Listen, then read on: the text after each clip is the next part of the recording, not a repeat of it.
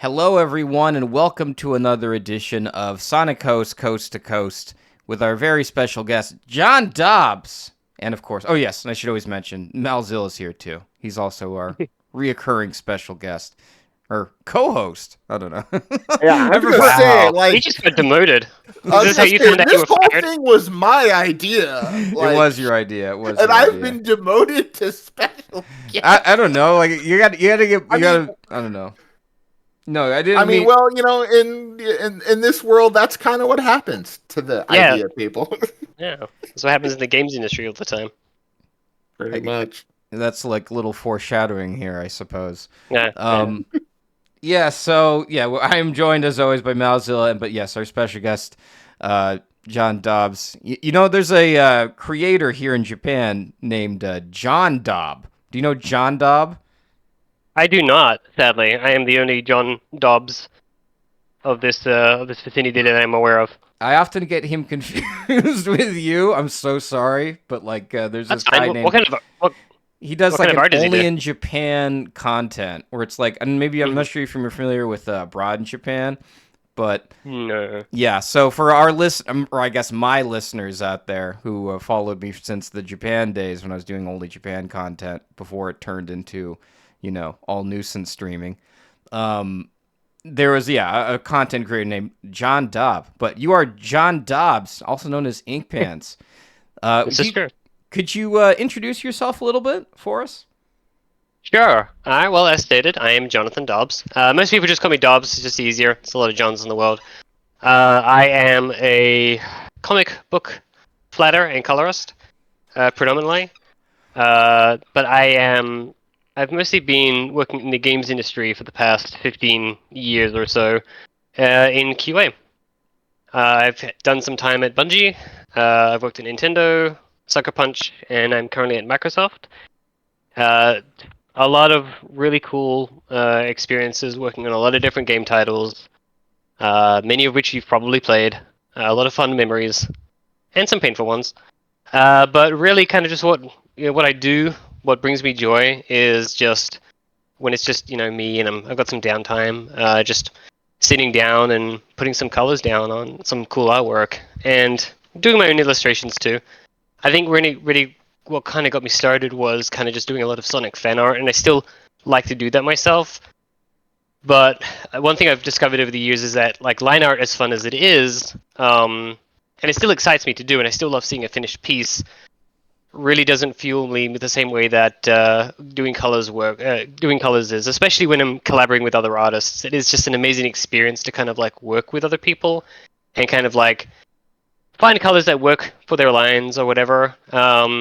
That's kind of jumping ahead a little bit. That's pretty much me in a nutshell. I play a lot of Sonic, watch a lot of Sonic, mostly Saturn in the movies, just play a lot of games in my spare time, and I love talking to really cool people like you guys. Wait a minute. Do you still watch Sat Am? Do you actively still watch some of the episodes, or has it been a while? Sure. No, sure. I watch it at least once or twice per year. I haven't watched it in a couple of months because it's been very, very, very, very busy. But I will often put it on in the background while I'm flatting. Sometimes, if it's just me in my house, or I've got nothing else to do, I'll grab a coffee and put it on the TV. It's my comfort show. I mean, Saturn. I love all of Sonic. I've mentioned this before on multiple locations that I'm very agnostic when it comes to Sonic content. Love the movies, love the comics, love all the different shows. But Saturn is what I grew up with. Mm-hmm. I watched that when I was 13 maybe, something like that. And I've carried my love for that show and Archie comics my entire life. I really am doing art now because of Sat AM and the games and whatever. So it's kind of my duty to keep watching it, but also just because I love it. It's like the world can go to shit, which it obviously has. But watching Sat AM and especially flicking through old Archie, it's it hits, man. It's just it just everything, all the pain goes away briefly for a little bit. The stress of the outside world kind of melts away, and you just lose yourself in this old TV show that I still think hits really hard, to be honest. So let me ask you, what are like some of the pinpoints of the show that like kind of hit the hardest with for you? Like, are there any Like, what's episodes or your like favorite episode? arcs or anything? Sonic's Nightmare, solely for that one. That whole episode was written just for that. I think just for that one sequence of Sally getting roboticized. I literally think that whole episode was just written around that moment. Like one of the writers, like Ben Hurst or whatever, probably just had it in his mind, just like, I want to see, you want to see the roboticization process on Sally and what Sonic, Sonic's reaction would be. And I did some fan art of that a few years ago, and I actually had Matt Herms do the coloring for it before I was doing my own coloring. And it's still one of my favorite little, it's a simple piece, but it's still one of my favorites. But that I remember. episode, it's so, it's scary. It's the whole process of roboticization is terrifying, and they nailed it in that one little scene. Palatable for kids, but they didn't really hold back. It's a really good scene. I was gonna say I remember that piece that you did. That was like 2022 ish or 23. Maybe probably before 23, because I think I was doing my own coloring in 2023. I think it was 2022. Those are the Before, Reddit days. yeah, because before we go into like I guess too much detail, just for some extra context, I had been drawing since I was a kid. Like I graduated high school in 2000, and I think just before I graduated was when I was just like, yeah, one day I'm going to be an artist, and I guess that lasted like a year before I then decided I wanted to be a paleontologist or whatever. And I kind of stopped drawing for like 10 years, mostly because my work at Bungie was so intense, and I was so busy, and I was very career-minded at the time that it was like I didn't really have time to do art. And for whatever reason, I just pushed it aside, pushed my Sonic fandom aside, and committed to my QA work. And after I left Bungie, I was going through kind of this massive burnout. Like I'd been overworking myself to death, overcommitted, and some great experiences. Like some of the best experiences I've ever had in my life are from my years at Bungie. But I realized I was missing something, and I realized that like I just wasn't happy, and that I wasn't like as fulfilled as I thought I would be. And I started to realize that it was because I'd missed drawing. And actually, one of my favorite moments from Bungie before I left was I remember I think I was on my break, and I was at my desk doodling. And this is the worst drawing you've ever seen in your life, because I hadn't drawn in 10 years, and I'm just sitting there doing some doodles. And my lead at the time, he was walking by, and he saw me doodling on my tablet, and he was actually, I think it was like one of his last days, like he was actually leaving to move to another company, and he stopped, and he looked at my work, and he's like, "That is really rad. Whatever you do, don't stop drawing." And then he just walked off, and he just said that as he was walking by. Best thing that anybody has ever said to me, because it latched in my head, and I'm like, you know what? I'm enjoying this. I just got some positive feedback, and I remember just drawing and drawing and drawing and drawing. It just didn't stop for years. Really bad art, just the worst. But it came from inside. I was like enjoying art again, and I guess it was around the time of the Sonic movie, because we started to get trailers for it. Obviously, we know the first trailer, how that went down. But when they did the rework for the his new design, and the new trailer came out, and there was a lot of hype going on, I thought to myself, this movie looks really cool, and I kind of miss Sonic. And I was like, I wonder what the community for Sonic is up to these days, because I checked out a long time ago, despite being very into it back in the day.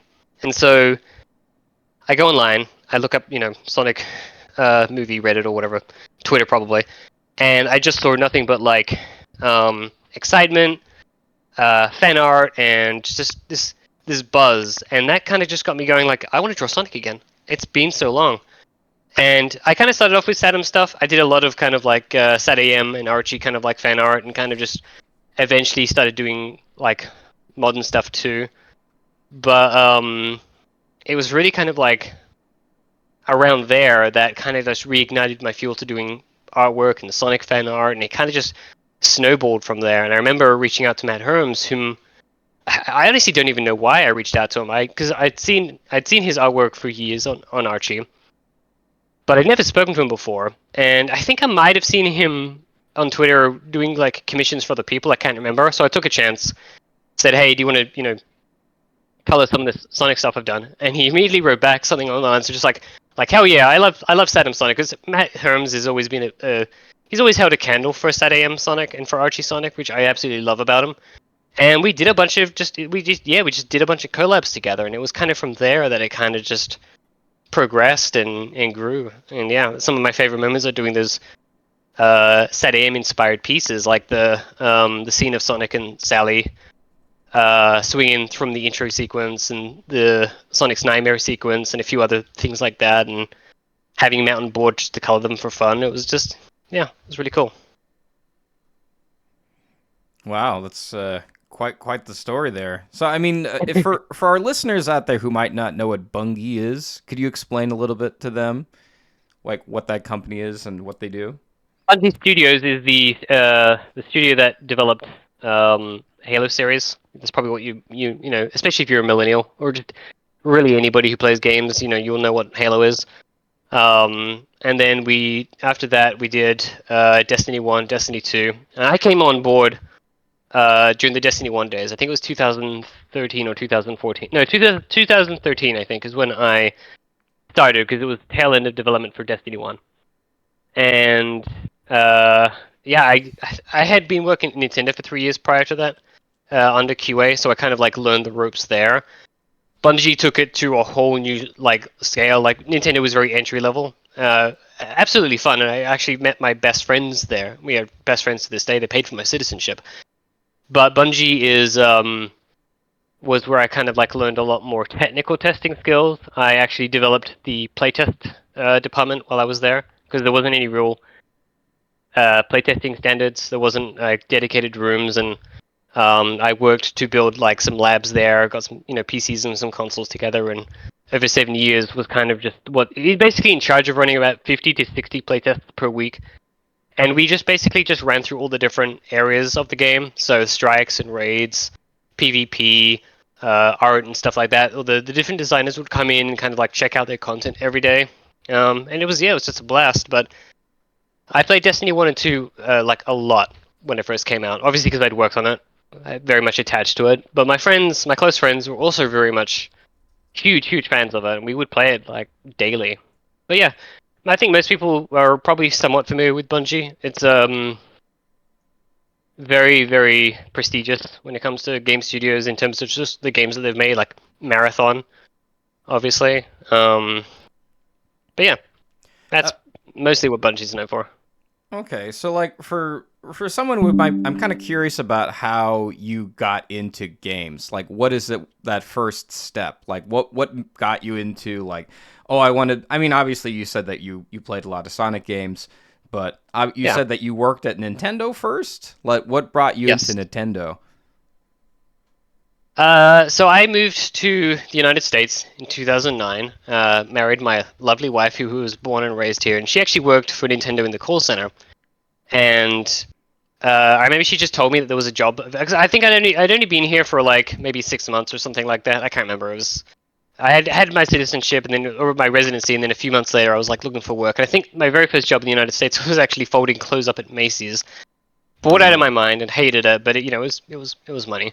And then my wife told me like, oh hey, there's some jobs up on the Nintendo job board, so you should take a look. And I looked at them, and one of them was QA testing, and it was really basic. It was just do you love video games? Have you worked? Do you have a knack for detail? And I applied and got the position, because again, Nintendo associate contract testing was very entry level, especially back at that time. If you had a critical eye for detail, if you knew your video games, was good at communication, generally you'd be able to get a job there. And yeah, it went really well. I was there for 3 years. Made it to like what was referred to as checklist tester at the time, which is kind of just like making sure that the games meet certain criteria before they're signed off and ticked for approval. And then I think it was 2013. I applied for. I was loving Nintendo. I had no problems with it, but I also grew up on Halo, and Bungie was kind of like my dream job. And I saw a job advertised for there. Didn't think I had a chance in hell of getting it. I think I just applied on a whim. Got a call back. Literally the first day of my return, because Nintendo, it was that Washington. I guess there are other states in the US that are like this, but you work for like 9 months, I think it is. Then you have 2 months off, and then you go back. It's like a mandatory 2 month break, unpaid, unfortunately. And I'd had my 2 months, and then I was back at Nintendo on my very first day of my new contract. Got a call back from Bungie saying we'd love to have you interview. And so I did the interview. Got a call back that same day saying, yeah, you got the position. And so I just left Nintendo and went to Bungie for 7 years. Okay. That one, if I remember correctly, the interview was extremely difficult. It was Really? yeah, Bungie's standards were way higher because it was a more technical testing position. It wasn't just like play the game, write up a bug. This is a lot of test engineering type stuff.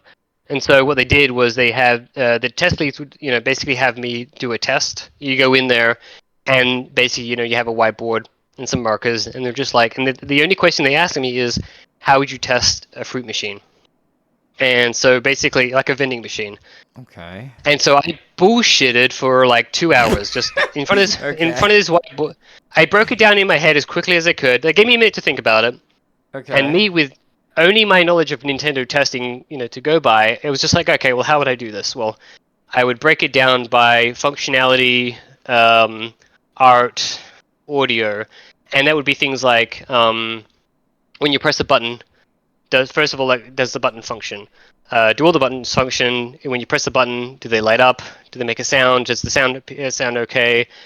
Does the corresponding fruit come out when you hit the button? Does the coin slot work? And just break it down into all these different categories for each component of this hypothetical fruit vending machine.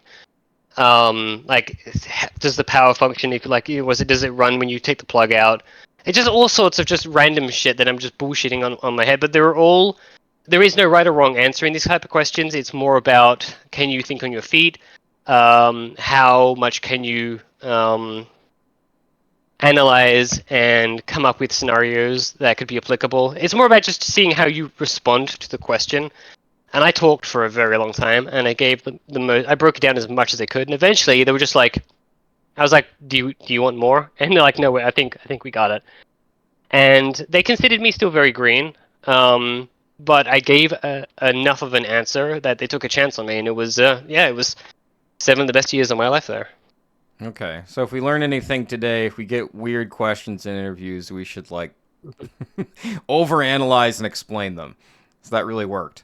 It's more about demonstrating, like your creativity, your analytical. Can you problem solve? They threw a few curveballs in there. Like, they would ask me, like, if something broke, how would I handle it? And it's really just about showing that you can analyze something, think about it, and give a thoughtful answer. Even if it's not the right one, they want to just see how you function, because it is absolutely going to happen. You're going to make mistakes on the job.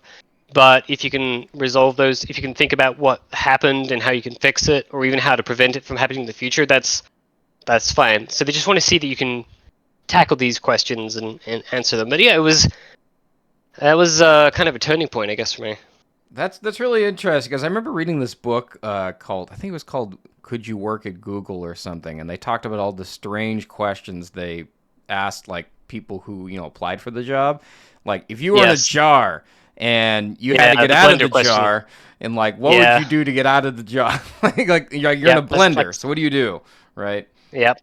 Like, one of the I think I read that, as someone who kind of works in HR recruiting adjacent, one of the joke questions that we really don't ask, but we've always kind of joked about asking, is ask applicants, if you were a tree, what kind of tree would you be? Because there's no right or wrong answer. Yeah. You just want to would you be mahogany, or fruit tree? Birch. Well, what kind? Okay, sorry, Mel's. What kind of answer do you want to that question? Well, it's more of probably no answer is my guess. Yeah, well, no answer, but also just kind of ultimately, just we ask other questions. It's just to kind of get into I remember one guy saying, it's I would make sure I'd always get the product back. I knew how to stay outside the cameras and meet them in the parking lot. I'm thinking to myself, we're not hiring vigilantes. So it's that's not the answer you want to give me. Right, right.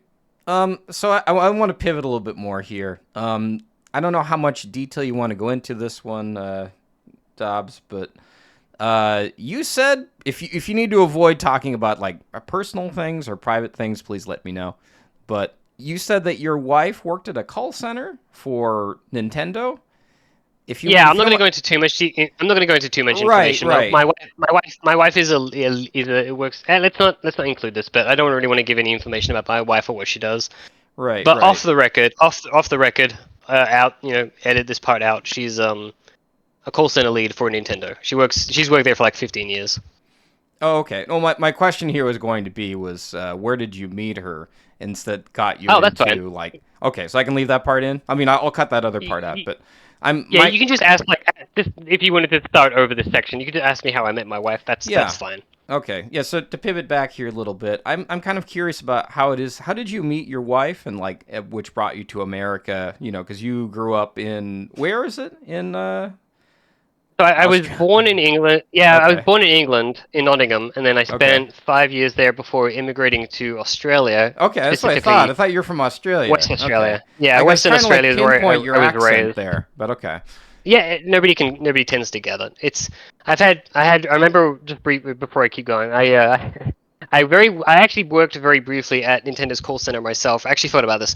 I did work there for like a month. It was over the Christmas season. This was between Macy's and Nintendo QA. I actually remember now.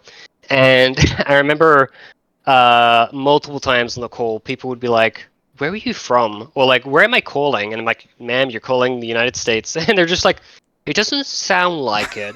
I think my favorite was where somebody was just like, "You don't sound American." I'm just like, "Oh, ho. Can't answer this question the way that I want to," but it's just you got because it's obviously you need to be professional and you move on. But in my head, I'm thinking, what does an American sound like to you? Because I'm pretty sure it only sounds one way. But no, I tend to have a mixture of all three accents. It sometimes leans more one way than the other, especially if I'm talking to, for example, another British person. Whenever I'm talking to my mom, I tend to slip more towards British or Australian because she still sounds very British. If I'm talking to my brother, my Australian accent comes out more.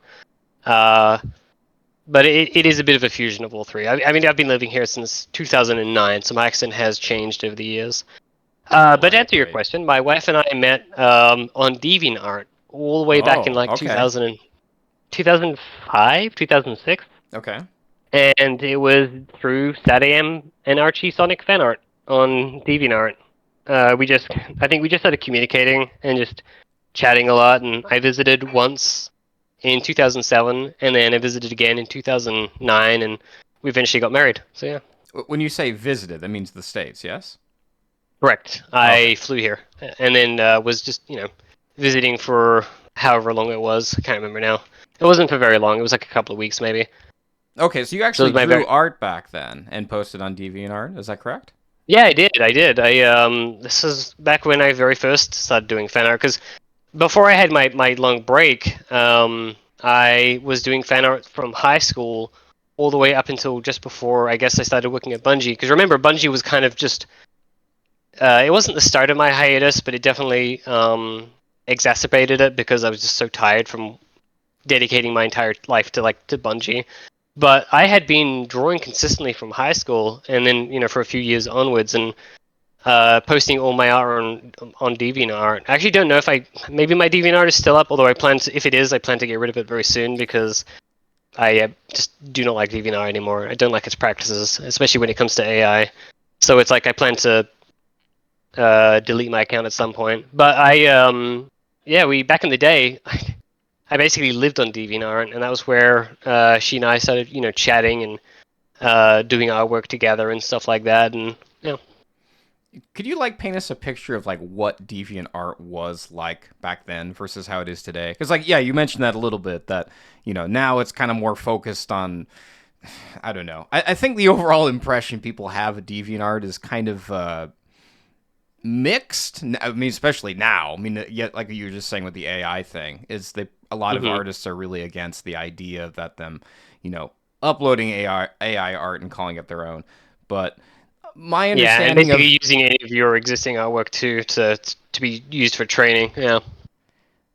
my understanding of like DeviantArt back then, it was a kind of a different scene. Am I correct? Very different, because we're talking days before social media as it exists now, before the fire hose of like Twitter and even Blue Sky. As much as I like Blue Sky, it's like the concept of this consolidation of all communities on like one or two major social media apps didn't exist. It was forums and DeviantArt like discussion comment sections, and to me, it felt a lot quieter than it is now. And I know that's going to differ from people to people. And I know that I know that a lot of other artists that were kind of like my peers at the time that I've reconnected with over the years. They used other art galleries, but for me, I mostly just used DeviantArt, and it was just, as far as I was concerned, it was just this haven of SatAM and Archie fans just putting out all this artwork every day and uploading it. And it was, to me, at least to me at the time, it was just great. It was just a great place to meet other people that were like me. Actually, especially growing up in this suburb in Australia, I didn't really think that there were many other SatAM or Archie fans out there. And I remember the moment I saw DeviantArt and saw just this like never-ending library of like other Sonic fan artists that putting all their stuff. Like I still to this day like remember. I can't remember the artist names at this point. It's been so long. But there's a lot of pieces, individual like fan art pieces that still stick in my memory because I just remember loving them so much, and they were what inspired me to eventually start drawing. But yeah, it was just, I don't know, especially since this is pre IDW. This is before Archie like died, which was like what, 2016, I think. I want to say. Yeah. This is long before then, so Archie is still kind of thriving, and especially as somebody who is, again, I like all of Sonic. I'm not particular to any one particular aspect of Sonic. I like all of it. I have my favorites, but I like all of it.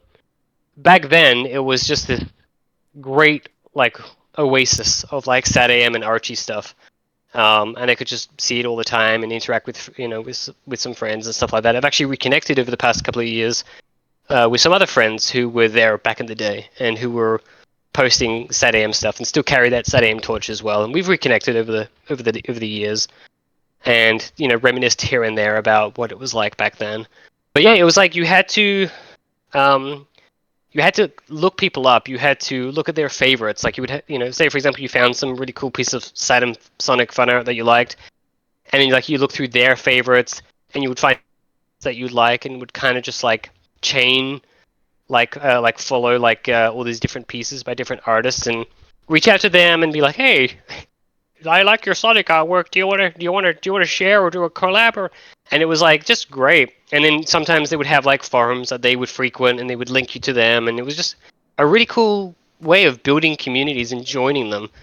And this isn't to say that there isn't any value now in the way that things are, because there are. I built up my early comic career through Twitter.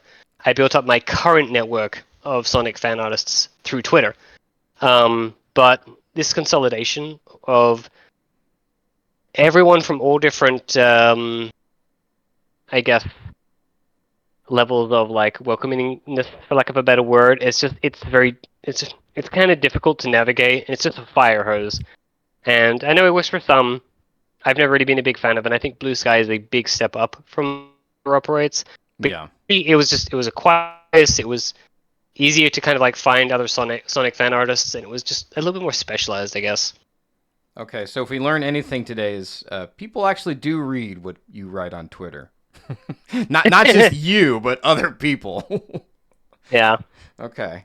What would you say that like your posts or stuff? Because I see a lot of artists on Twitter and stuff, or X or whatever you want to call it. I guess we'll talk about it in the past tense, because when you were starting, it was Twitter. Mm-hmm.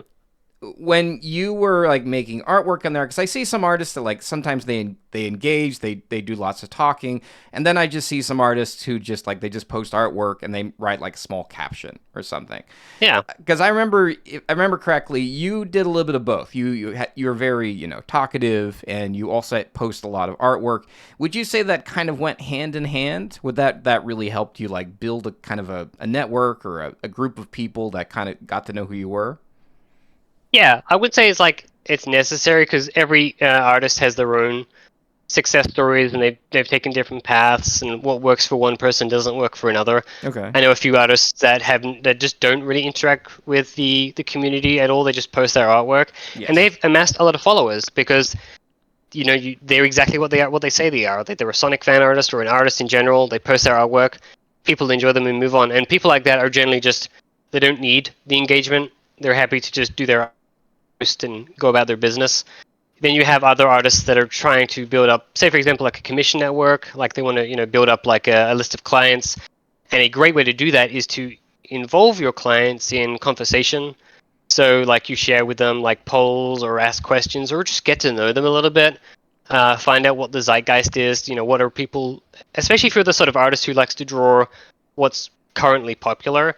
You talk to people and just be involved. And then there's people like me I have, like you said, a bit of both. Like there are days where it's like I just want to do art, and I don't want to feel the social media crush of feeling like I need to pump out artwork for people, Right. or that I really don't need to hear, I guess, opinions on what they want. And I would say that I've actually gone through that phase over the past couple of months. It's just things are very, very stressful, and I don't really want to. There are times where I just want to kind of like step down a little bit, just do art and post it and move on. Although I do also post a lot of stuff that I feel matters. Like I share articles that I feel are important to share, especially when it comes to other people, and I want to uplift their voices and share those. But there's a lot of times where and when it comes to the Sonic community, I just love talking to them and engaging with them because I love hearing from them perspectives about the Sonic franchise that I might not have thought. Like, I'll be honest, when I completely bypassed Sonic X, I was not interested, and I think part of it was that I had just graduated high school. You're not alone. And yeah, and I was just going through this process of like trying to find out who I was in the world, look for a job, and find out what I wanted to do. And I was eyeing up the United States, and it was like I didn't really have room for Sonic X, so it kind of just went by me. And then I think I kind of had like a snobby attitude towards it for a few years, where it was just like, oh, it's not Saturn, so I'm not interested in it. But when I got back into the community, I basically spoke to I started to like gain my following of fans who, even though I was doing mostly Saturn artwork, a lot of those fans were people who still liked Sonic X or just the modern games or whatever. And I would talk to them, and they would tell me what it is about Sonic X that they loved. And I came to realize pretty quickly that that is just as valid as any of my personal opinions about the Sonic franchise. And that's really cool that Sonic has been there for you in this capacity, has meant this for you, and has done this for you in your life. And you've gained whatever experiences and from that you have. So it's like, for me, I love talking to other people and being like, where was Sonic for you in the 90s? Where was it for you in the 2000s? How has it helped you grow? And so yeah, I guess that's predominantly why I like talking to other Sonic fan artists. Not all the time. Like there are times where it's just like, I need to chill. Social media can have a lot of pressure when it comes to, do I feel relevant? Sometimes I worry that like, oh, maybe people have forgotten about me because I haven't done any Sonic fan art in 6 months. And then there are times like this past week where I remind myself that doesn't matter. Like I draw for me, and I'm glad that people get something out of it. But that's ultimately why I draw. Is just I remind myself of my hiatus and coming back, and how drawing made me feel whole again. And Okay. there's a part of sharing your art to Twitter or Blue Sky which can be rewarding, but it can also feel kind of hollow if you've drawn something just for attention or likes or replies, because then it's like, who have I drawn this for? So I guess I alternate. It depends on what my mood is, depends on where my mental health is, and I guess what I'm looking at of a piece. If that answers your question. Yeah, more or less. That's really interesting. You say that you ask yourself, who do you draw this for? Because these are questions I ask myself. Actually, as making this show in particular. Sometimes, like when I'm making like newer shows or shows that are like trying to capture people's attention, I do ask myself, who am I making this for? And it does end up kind of feeling a little hollow, to where it's like when I don't have anyone, it just sort of makes the whole process much more arduous, right? Yeah, especially when like again, we're all older Sonic fans, and like I know Yeah. when you and I first started talking, kind of around 2020 on Reddit, you know, I remember like we were only one of the few people like Sat AM and Archie fans because it's like we had grown up and we were like basically the main driving force, and now we were now the niche. And Yes. we were fine, and I think both of us kind of accept. The franchise grows. You grow with it, or you become old and bitter. And neither one of us wanted to do that. So kind of embrace the new, but still love the old. Yeah, I feel like talking about that kind of stuff is also what helps normalize that. You get a lot of people out there that might be ashamed, for lack of a better word, for liking something old like SATAM. You might get people who are like, they want to fit in with a niche community, but maybe they have differing opinions. The majority of what that niche has, and so talking about it with your peers kind of helps normalize that. I remember there was a time when I know this comes and goes, and this isn't all Sonic fandoms, but I remember when I first joined the Twitter discussion for Sonic.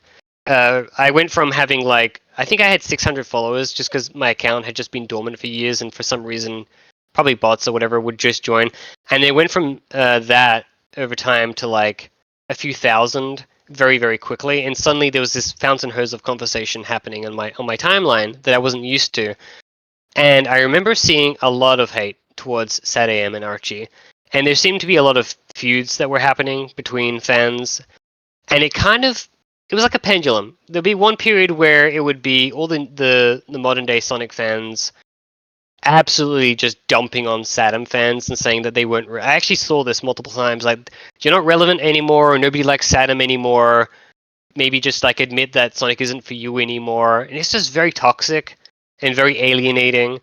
But then it would flip, and like a few months later, it would be like Saturn fans being kind of shitty towards IDW fans, or saying like it's not my Sonic, or just the stories aren't what they used to be, and it's not helpful to anybody. And I remember just kind of stepping in, not because I wanted to drive the conversation, but I wanted to at least offer my perspective, which was I think both sides have something to offer each other, and there are lessons that you can learn from each other, but more importantly, just like you all like the same thing.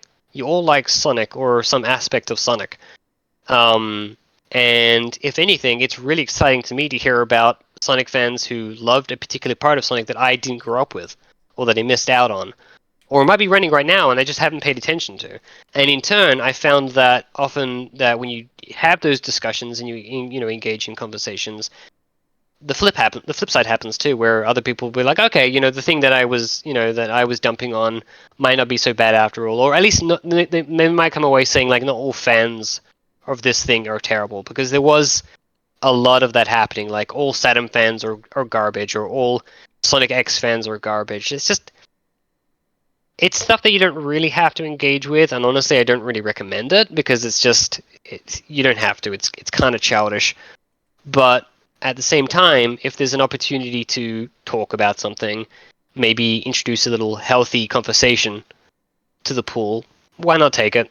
I have the time for it. I have a thick enough skin that I can listen to this kind of stuff without getting mad about it, and maybe think about it, and weigh in on it a little bit, and maybe help some people along the way. That's kind of just the crux behind my thinking when I engage with other fans. Thankfully, it's not been like that the past couple of years. I'm sure it's out there to some degree, but I do feel like since I first started in the community, it seems to have toned down a lot, thankfully. Well, it's also kind of interesting because one of the things I always kind of bring up as we look at, as we look at SAT-AM and as we're looking at Sonic X is kind of where we are in the Sonic fandom timeline. Because, like, obviously, again, we grew up in the 90s stuff. That was the time. Then, a lot of the Sonic X and the adventure games was the early 2000s. And we've kind of gone through certain eras. And we're kind of at a very interesting era right now with like the movies. They recently posted, like Sega posted its earnings of the last they post it quarterly, but they when you look at how much the Sonic IP has grown and money has been made in the last 5 years with the movies, is there are now generations of Sonic fans who, as much as we look to, Jaleel White or a certain generation to, oh God, who voiced him in X? Not Jason Griffith. Mm. We're now going to see a bunch of fans who look to Ben Schwartz. Yes. Ben Schwartz is now Sonic. Idris Elba is Knuckles. Keanu Reeves is Shadow. It gets funnier each time I say it. But yeah, and then you've also got Devin Mack from Sonic Prime. Devin Mack Prime. I think that's interesting. That's kind of the thing I keep thinking about lately too, where it's just like I look back to all those feuds I saw a few years back, and they're already outdated. It's like you're saying, we've already reached a point where like a whole new generation of Sonic content is coming out. With the movies, everything post Frontier is going to be driving like new fans, and this is kind of something that's just going to, I think, happen with a franchise that's as old as Sonic is. And there's some healthiness in it, because competitiveness it can be healthy, but when it comes to a fandom, it's probably better if I think, or like healthier if we just acknowledge that Sonic's always going to evolve. The fans are always going to evolve, and it's okay. Just like what you like, and then let others like what they like, and maybe have a discussion about those things, and maybe you'll learn to like them too, or not. Also, and there's good and bad in each era. And Saddam and Archie is very flawed. There's a lot of flaws to be had within Archie and Saddam, but honestly, those are kind of the things that I love about it. Those are the flaws I grew up with.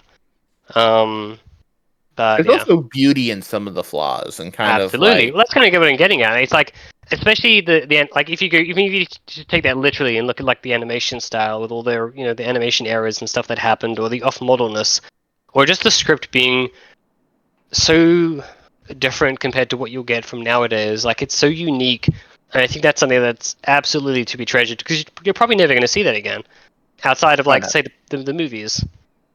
It's one thing. I'm just like, I know, game apologists has talked about a lot, and we've talked a lot about it as well. Is that, well, on one hand, it's really cool that there's so much homogeny in the franchise that you have like the games, and then you have IDW, and how in Tales Tube, we've seen they've referenced Jewel, they've mentioned, we've seen like outlines of Tangle and Whisper. So it's like, it's cool that, we're getting, for the first time in the franchise, cross-pollination. You're starting to see, they might start here, but you might see them over here. They might end up there.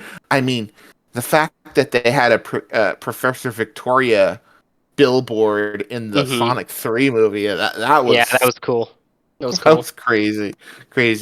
But, it's really cool. But at the same time I think there are some flaws that some creativity does get hampered on. It's just one thing is like I know with like Sonic... Oh, go ahead. No, you go.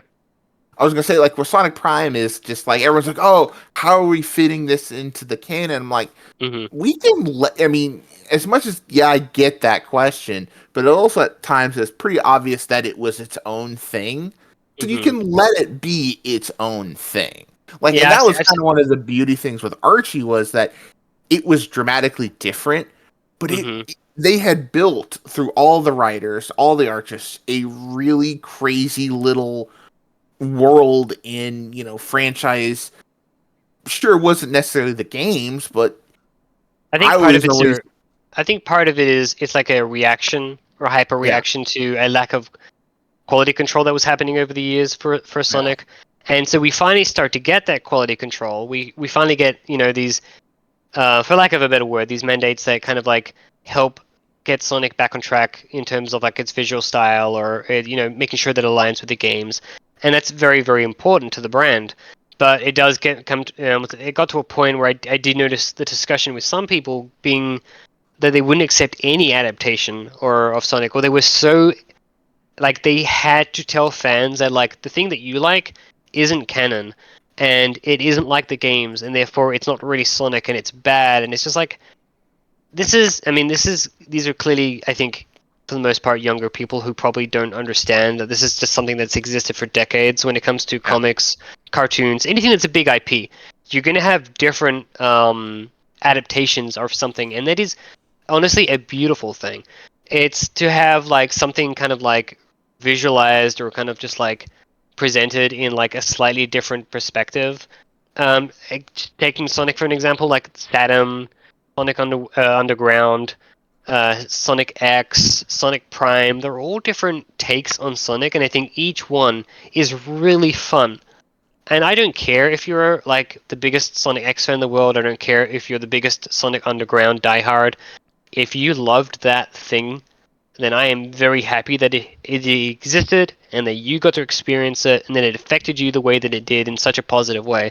And I think unfortunately there is a bit of narrative that kind of gets driven sometimes where it's just like any deviancy, anything at all that deviates from what Sega of Japan have kind of out and Sonic Team have like outlined for Sonic, it gets kind of like pushed aside as like not canon, like it's not canon, or it's like a lot of importance get pushed on that to the point where it does get a little bit toxic. I think I always think that there needs to be a balance between quality control and letting the franchise breathe, especially for creatives in, for example, like the comics industry. And cartoons. Animation and comics are both visual arts above anything. And visual expression through your style, I think, you see this in fan art. When it goes from, the difference in style from fan artist to fan artist. Like, I think it's incredibly important that artists are allowed to draw and animate Sonic how they see him, while sticking to, obviously, some guides and rules by Sega. And I think some fans have a problem with that sometimes. They get a little bit too like, oh, this isn't my Sonic, or this isn't how he is in the games, and they have a bit of a problem with that. Again, it's not every fan thinks that way, but I have seen that conversation exist a little bit too much. Well, another thing I was going to say is that a lot of times I try to make sure people realize that different projects require different types of writing. Like, so let's use Ian for example, because we love Ian, and Ian finds himself at the center of these more often than not. Whether he is the Bumble King. He is the Bumble King.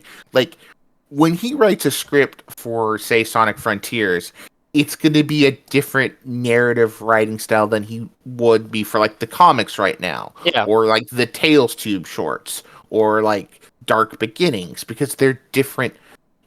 Like, a video game is a one and done adventure.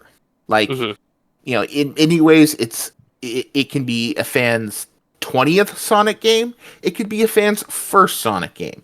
But and I know people give him crap for the referential jokes here and there, but at the same time, it's like when you've had a 30 years, it's okay to embrace it.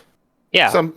Embrace it. Now, sometimes some things, even makes me eye roll. A couple of his lines in the DC Sonic issues, I mean, they were good, but they even made me kind of like, oh, Ian. But like, writing a game is a lot different than, say, writing a monthly comic, where this is a serialized narrative. We have an ongoing story arc. And he's vocalized his difficulties doing stuff with Shadow in the past, because there was they had such a this is how we view the character. We don't really want to change it. And then the flip side, it's the newer characters, Tangle, Whisper, Surge, being kind of the big three, and Starline before they dropped a rock on him.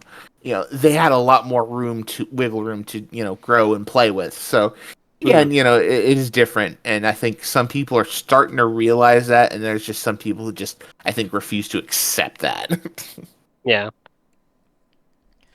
I want to pivot back a little bit here. Now, you said that on Twitter that I wanted to ask, like, did you engage with other artists, or was it that they engaged you? Because it sounds like that you were doing more of the talking with them. No, absolutely not. It's equal. Okay.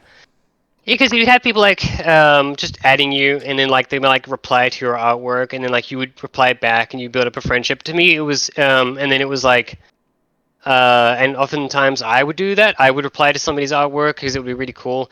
And you don't want to promote yourself on somebody else's line, but for me, that genuine conversation of just like telling somebody that I think that their coloring is really pretty, or telling them what aspect of their fan art I really liked, because that their artwork is what inspires me. So I always reply to like a really cool artwork, and I tell them what it is, and sometimes they'll follow you back, and you'll strike up a friendship over the years. And then the other stuff would happen. Like I started getting people commenting on my artwork, telling me that my artwork was inspiring them, which seemed really unthinkable to me because my artwork is just something I do. I don't really think of it as inspiring, but I would get people telling me like, "Oh, your artwork made me think of like at AM," or like your art makes me think of like Sonic CD, or like this feels like it could have been like in the comics or whatever like that. Those are always very sweet comments, and I always just like replying to them, making sure that they understand that I heard them, that the words mean a lot to me. You strike up friendships that way. Um, I've seen some artists from time to time that are that they might have a bit of an ego, and the only time they ever reply is if like somebody says like your artwork's really good, and like the only reply that they give is like, yeah, you know it, and then that's it. It's just like, that's fine, it's tongue in cheek probably, but I prefer to like I guess have more thoughtful conversations with the people who respond to me. Like, they gave me their time. I like to give them my time in return when I can. You're not going to be able to do it all the time, and nobody should ever feel obligated to. But that's kind of how I built up all my friendships and really kind of like networked, was just by talking with people. And it was either through replying to somebody talking to me first, or me reaching out to them. Most of the artists like I'm friends with now, it's as much as I despise what Twitter is now, obviously, and I've closed up shop on my account. I don't have it. It doesn't exist anymore. But for years, that was predominantly what I used to talk to other Sonic fan artists, and that was it's just really cool. So it sounds like your engagement was mostly positive. Can I say that? Oh, absolutely. I mean, like I said, it's you get a few times where like the conversation is really sour, and you've got to kind of like write it out and wait for it. I don't think it's healthy to kind of like wade into arguments, especially if like people aren't really listening. Just stay out of it. You don't have to say your piece. If somebody are having like an argument about something, like say for example like the Sonic movies, and they're bickering, you don't have to get yourself involved. You really don't. Just let them have their argument and go about your day. But and I don't think it really helps, especially in a environment right now where everything is very tense and stressful, and it's very everyone's already kind of like stressed out. I think it's helpful to be as positive as you can, uplift other artists, and that's kind of just what I prefer to do, is to push their artwork forwards, lift them up, and kind of just like remind them that that they're valid, that they matter. And that's predominantly been my experience of my years as a Sonic fan. I say I would not be involved in the fandom now if it had been a negative one. If I had jumped into the Sonic community in 2000 and found that it was just nothing but toxicity and people hating each other, I would have bailed a long time ago. I'm old. I have no time for that kind of shit. I'm just Right. I don't have the energy for it, and I feel like it sets a good example just by like saying like, look, you don't have to get involved. If you want to, you do you. Like if you want to have a good, healthy conversation, that's kind of what fandoms are for, is to have these kind of discussions with other fans. But me personally, I would rather focus on the good. Encourage people to kind of like accept our differences and our similarities, and kind of just like enjoy some sick artwork. Mm-hmm. So I guess that kind of, it percolates the idea in my mind. Like, how do you like positively engage with someone? Because like I definitely know how to like engage with someone when the conversation's negative. Like when you want to approach it in a way that you hopefully, or at least that's my intention, is always to just try to change someone's mind. But when you're approaching someone that in more of like a positive way, like I don't know, like it's always like the negative stuff that sticks out that you remember, right? Whereas like the positive things in your life, it's always like you don't even think about them at a certain point. So I guess it's kind of it's. Yes. Okay, you can finish. Keep going. Oh no, I got the only thing I was gonna say is that the only thing my question here sort of is, if you're going to be like, if you want to engage with someone and you want to actually like go somewhere with the conversation, or like have a conversation that doesn't end. You know, because I've had a lot of like positive conversations that just sort of like, well, there's nothing to talk about. So I guess that's my question: is what do you talk about when you know you're engaging with somebody positively? I mean, really, it's kind of one of those things where you can't really control. It's just natural. If a conversation is going to happen and it's a positive one, you're going to find a reason to continue it. For me, well, yes, it's true that sometimes the worst stuff is what lingers with you, because I'll remember something somebody said that was really shitty like 3 years ago. Right. But over time, I've kind of trained myself to focus more on the positive. So I remember the times that an artist reached out to me. I remember the time that I had a great new interaction with another artist for the first time, and we became friends. That stuff sticks in my head more now because I need that to I guess it's like to maintain like a healthy mental state. If I think of all the shit all the time, it's gonna weigh on me. And I've also learned that a lot of it doesn't really matter. If you had like a bit of a spat with somebody online, it doesn't matter. If you disagree with somebody on your favorite Sonic thing like 3 years ago, it doesn't matter. It was a disagreement. It was 3 years ago. They probably don't even remember who you are anymore. It's just so it's like for me. But the good things that stick around generally are the things are you know like that's still relevant. That bit of that bit of like let's say for example like you drew something and somebody said it invoked a moment from their childhood. Okay. Like that has your artwork reached out 20 years and hit them in the feels, and that is still relevant to me now. I can use that now whenever I draw something. It's just like I can inspire people's sense of childhood wonder. That I did something that made somebody feel happy. I did something that made them feel a little bit better today than they did yesterday. And to me, that is far more important to remember and to have stick with you than anything negative that somebody said. Like I remember every now and then I would get like a comment on my Sally artwork, and it would just be ew or gross or whatever, or Sally sucks. And it used to like, oh god, yeah, and it used to stick in my head a little bit. Like it soured my mood, and it didn't make me want to draw Sally because I remembered that bit of saltiness, and it just kind of put it off. And I eventually learned that no, that's preventing me from doing the thing that I want to do. And in turn, other people might be deprived of something that might bring them enjoyment. Like if I draw Sally, there's a lot of people online that follow me because they like my Sally artwork. And again, while I draw for myself, I do like making other people feel good with my artwork. And they're missing out because this one shitty person said something really shitty one time, like 2 years ago. So it's like you put that stuff, you learn to kind of like not ignore it, but just don't take it seriously. But anytime that somebody says something positive, to me, that is very rewarding. That's kind of what I live for. And so, yeah, whenever I'm having a conversation with them, like, it's like if they ever say something that is contrary to what my thinking is, that's good because I learn a little bit about them and a bit about their perspective, and I turn what could be a negative into a positive because it's something I've learned from them, and maybe that can influence me in the future. So yeah, it's kind of a thing where you can't really. It's hard to talk about how conversations go because they're natural. It depends on the subject you're talking about. Right. Depends on the person you're talking to, how well you know them. But I try to treat people equally. I try to talk to them as if like I wouldn't talk, for example, like to you any differently than somebody that I've just met. Mm-hmm. But yeah, kind of it. Right. No, because one thing I've always done when it comes to like engaging with someone more positively, is sort of asking questions about how they put something together, or Yeah.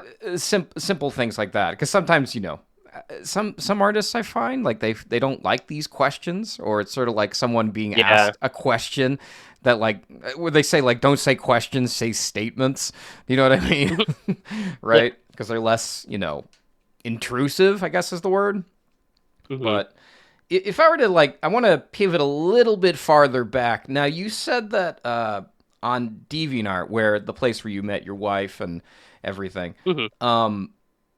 This group that you were a part of there, were there a lot of people in there? Could you give me a number of how many people were actually active? No, not a specific number. It's because it's not really a group. It's just Sonic fans, like Saturn fans, who were just all over the place, and they made themselves niche groups. For example, like if you go on DeviantArt back in the day, you would have like Antoine and Bunny shipping groups, or you would have like just a general Saturn group or whatever. It was just it was kind of like, just think of DeviantArt as a whole, like an umbrella, and under that umbrella are like lots of niche groups, all of them Saturn fans or Archie fans to various degrees. Some people who were just, on their own, like me, because I spent a lot of my time kind of like not really a part of groups, but looking at groups of people and looking at like other people, and I still considered myself very much an independent fan. I existed mostly by myself, but I interacted with groups and I interacted with people and I interacted with people that are my friends to this day. And really, it was more just like, at the time, basically anyone who was a Saturn fan or an Archie fan and has the internet is probably going to be on DeviantArt, either as an artist or, what was often the case, just people who collected artwork. You would actually have a lot of people on DeviantArt who didn't draw themselves, but they would have like a favorites folder, and they would dump artwork from Saturn and Sonic Artist fans that they've found and add them to their favorites and stuff like that. So, yeah, not really so much a group, so much as it was just DeviantArt as a whole, which was obviously just, at the time, it was kind of just where I think pretty much all Saturn and Archie fans were at the time. Okay, so my understanding is just like you went onto DeviantArt and you just typed in SatAm fans. Is that right? Basically, I mean, yeah, basically, but also remember that I was doing art myself and uploading it, so people would add my artwork to their favorites folder, and that included other artists, so we would kind of just like network that way. So like, for example, an artist would like add my artwork to their favorites piece, I would get that notification, so I would go to their page, see their artwork, and follow them, and vice versa. So you would have artists following each other like a network. Some of them were in groups, but I think most of us were just indie fan artists, just, I guess, adding things to our lists of favorites and whatnot. I think some people were more involved. Like I said, some built groups and that they might have been a part of, and they might have done weekly competitions or whatever and stuff like that. And a lot of fan fiction too. But for me, it was really just uploading artwork, and somebody would like it. Somebody would follow you. You would follow them in return. And this is actually kind of a feature that I think a lot of artists kind of like are missing from social media now. I've seen a lot of older artists from those days talk about how it would be great to have a social media app that is predominantly a gallery, but has integrated communication features that you might get on Blue Sky, or at least a Blue Sky that has a more integrated gallery kind of thing. So yeah, really just kind of just hopping on, following other artists, typing in Sally Acorn, seeing what the results were, because people uploaded every day. So you would have like a main page that was kind of just like, oh, here's all the daily Sally artwork. Maybe I'll find a new artist this way that I can follow and whatnot. Mm-hmm. I see. So if we learn anything today, it's always be active, always engage. I think it's important, Okay. especially if you want to build up a community. But you don't have to. Right. If you just exist to do artwork and share it, totally valid. Don't feel pressured to do this if that's as far as you want to go. If you do want to build up a network and a community, you don't want to harass people, but it does help to follow people, Yeah. interact with them a little bit, maybe ask them questions, but thoughtful questions about their art, not just like, because I remember back in the day I would occasionally get a question that'd just be like, hey, check out my gallery, but that's all they would say. There wouldn't be a hi, wouldn't be anything positive or whatever about your artwork. It would just be like, check out my page, just self-promotion. So you don't want to do that. You don't want to harass people, and especially do not ever, because I've had this before, have ping someone repeatedly and say like, hey, how come you didn't answer my message? I've had people like that, and it just makes me never want to talk to you again. But if you're just like polite and like leave a message like, hey, I love your artwork, I think it's really cool, and you follow them and you like their artwork, if the other artist is interested, they'll follow you back. And if they're not, don't worry about it. It's not personal. They might, maybe they're busy, or just they're very selective with who they follow, and that's fine too. But you just have to kind of just be patient, follow the artists that you want to follow, communicate with them in a polite way that says something positive about them, and just try to aim, I guess, to just take your time and build up your network organically, as opposed to just, it's not about building up numbers. Like, Right. 1 or 2 really good friends is going to be more important than like having like a dozen random artists follow you back that you never interact with. Mm-hmm. Now, you mentioned that there were some artists that you engaged with on DeviantArt that you're still friends with today. Is there any that we may know, or is there any that that like really inspired you, or ones that you felt like really contributed to who you are as a person today, or anything? There are. I'm probably not going to name them, mostly just No, that's because fine. just they I'm know who just they are, and yeah. But there are definitely like we formed a few Discord groups. They know who they are. And there are a few people that like actually knew at the time that I didn't have like a name that they was that 10 years, 15 years later they've been like, oh yeah, I remember your artwork and I remember yours, and we've all changed handles about a million times since then. But they know who they are. That's all I'm going to say. okay. The only reason I ask is because you mentioned earlier Matt Herms, who obviously you probably met on Twitter. Am I correct? Yeah, I actually never interacted with Matt on DeviantArt back in the day, but I definitely followed him, and I remember his artwork very distinctly. And I think that's what triggered him when I saw him on Twitter, and I saw that he was doing commissions with other people, and I was just like, you know what? I'm gonna reach out to him. I really like Matt is an old school Archie fan. Maybe he'd be interested in, if I pay him, maybe he'll color my set of my work, and he was very excited to. So it just grew from there. I just took a chance with him, and we've actually worked quite a lot since. He's actually being the colorist who hires me the most to do his flatting work. Through him, I've actually gone on to do a lot of work for various DC titles. I've done Sonic and some Archie stuff, and so yeah, it's and that was just by reaching out and not harassing him, basically. Right. Well, Well, what Archie actually, stuff was it? Sorry, Malzilla. Oh, I like Sabrina and Archie, like actual Archie. I worked on the Oh, Archie okay. horror series that recently came out. Oh, all right. So not like Archie Sonic, but as in like Archie comics themselves. I see. So Malzilla, please interject. Yeah. Yeah, I was gonna say because I know Herms has hooked you up with a lot of different things. I know you've had a little couple hands in the ongoing Sonic DC crossover. Again, obviously there's things you can't say. We totally get it. But as a Sonic fan who grew up with Archie, who saw some of the kind of the random crossovers that they did, with Spawn and Image. How was it, when you're getting this artwork for basically Sonic and the Justice League? That's got to be kind of like a real surreal moment. Just going like, whoa! Like obviously the art was fantastic, so Mm-hmm. but it's just kind of like you have a hand in that. That's kind of crazy.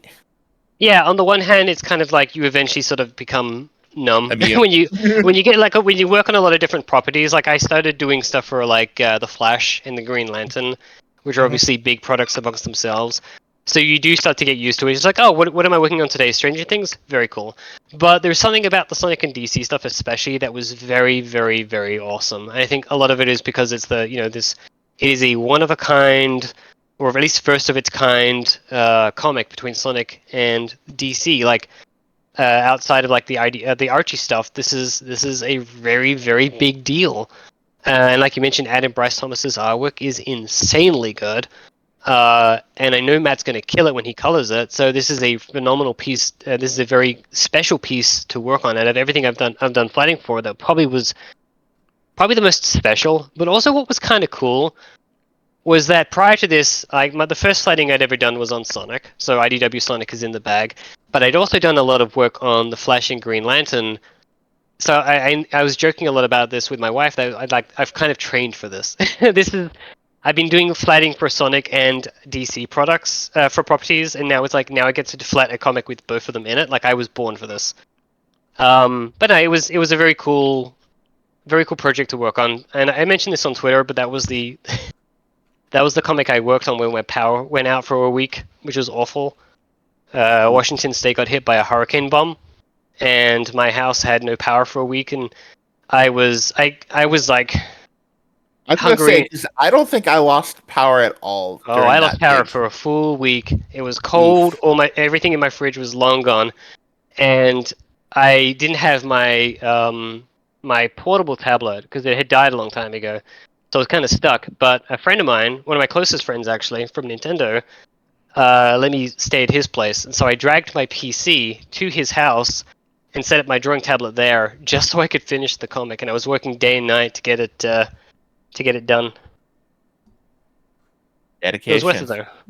Yeah, it was Oh, worth yeah. it. I mean, issue 3 comes out next week, at the time of this recording, and they released some previews, and I was I joked on Blue Sky that in 2 pages Ian wrote a better Green Lantern story than Hollywood did in 2011. Yeah. No, yeah, it's a great story. I only worked on issue 1, so everything that comes after that is a delightful surprise to me too. You kind of talked about how you kind of get numb. This is always kind of something I've always kind of wanted to ask Ian, but never quite got it when I was on the Bumblecast, and obviously the Bumblecast changed a lot since then. It's just like when you become so involved in the process, I always feel like, because part of one of the reason like the Sonic fandom I think is really unique is that there's so much creativity, there's so much stuff to kind of just like take in and say, wow, this is really cool to like engage in. Yeah, it's like, it's fan stuff. Sometimes it's not gonna be super professional, but it's like I've seen so many cool fan comics with so many cool ideas. And I know, like, for Ian, because he is so prominent, he is the one people always usually go to, and he's trying to protect himself, which I totally get. But I always kind of feel like, do you kind of just like lose a little bit of a luster because you can't just quite be the fan you used to be? Like, you can just love it, like, wow, it's become my day job. Yeah, do you mean as in like because you're working on it for a living, it's not like special? Yeah. I mean, a little bit of both. On the one hand, it's like, I don't work on a lot of issues, but when I do, I think I see them as a privilege to work on. I grew up on Sonic. Getting to do anything to do with Sonic is, to me, an incredible honor that I am very happy to help with, and I'm always very proud of having done enough work to make people feel like I can be qualified to help with them. And I'm very, very, very grateful to the colorists who have given me these opportunities, because they could have asked anyone, but they asked me. And so, like, I go in, and it's just like, I'll never experience this issue the way that a fan does. But because of the work that I do, even more importantly, there's going to be a lot of kids and adults out there that will. And I get to help make that happen. And that's more important to me than my experience. Like, I love getting the comics and I love reading them. I love going to the movies and stuff like that. But working on something means that you have contributed to some kid, or again, some adult, walk into the comic store, getting it and having a blast for whatever however long it takes them to read the comic. Maybe that comic will be a favorite for them, and they'll hold on to it and give it on to their kids or whatever. It's just a great experience, and to me, that's far more rewarding. Because again, I draw for me, and I draw for the enjoyment of it, and that's why everything I do, I give it my best. But the end result is that somebody else is going to get something out of it, and that maybe even a lot of people. It's weird to see my name on the inside of a comic book that is like sold in Japan or in England, and it's just somebody somewhere in their house, in their living room. Maybe they've had a really bad day. Maybe this comic will lift their spirits for a little bit, and it's cool to have been a part of that. Okay, no, that's great. I mean, one thing I wanted to talk about is that, would you say that Matt Herms was kind of the bridge that brought you into this whole world? Yeah, honestly, Matt was really kind of like my first. Actually, it was a combination of 2 people. So Josh Hano is the creator of a video game called Nefarious, and he works on a comic that he puts out like 2 pages per week. Matt Herms was actually I can't remember now which was first. Whether it was Matt getting me to do flats, or if it was Josh. Matt was definitely the bridge to getting into flatting work, because I remember he just. I think we'd done a bunch of collabs, and you know what? My brain is so fucking fuzzy. It's like it's either. So there are 3 important people in my life when it comes to the comics industry. There's Matt Herms, there's Reggie Graham, and Josh Hano. Reggie Graham, as a lot of people know, is another colorist who works on IDW Sonic. Reggie's great. I love he's got a really fun, unique color style. Reggie's a wonderful person, and their colors are so fun. They're so vibrant. I love their use of textures.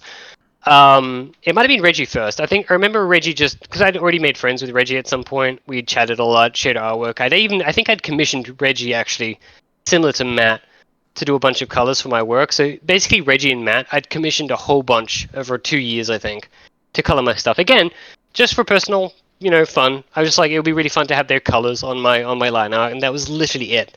I was just drawing, having fun drawing. and the two of them would color my work. And I remember at some point, I think Reggie was like, "I need a flatter. Would you be interested in helping out?" Because again, we'd become friends by that point, and they liked the work that they did. And I think I'd started my own coloring at that point, and I was starting to get better and better. And I said yes to Reggie. I would absolutely love to help out. And I think maybe Matt after that did the same thing, and I started helping them both out. And but Josh Hardo is again the creative Nefarious, and Matt Harams had been coloring his comic for him for a while. He had to bow out. I think he's just too busy working on like 1,000 comics per week. And so Josh asked if I was interested in taking over for Herms, and Herms was also like, "Yeah, you should totally do this. It's a really cool comic." And I kind of owe Josh a lot because I work on his comic twice per week, and as somebody who had never colored comics before, ever, and had only really kind of like been coloring for myself for a few years, it was a great entry point to kind of like learn a lot of the basics and to teach myself how to color a comic.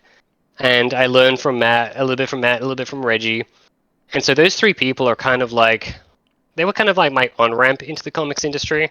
They've given me opportunities to work on some really cool stuff. And they've really helped me grow, and I think my colors improved since then.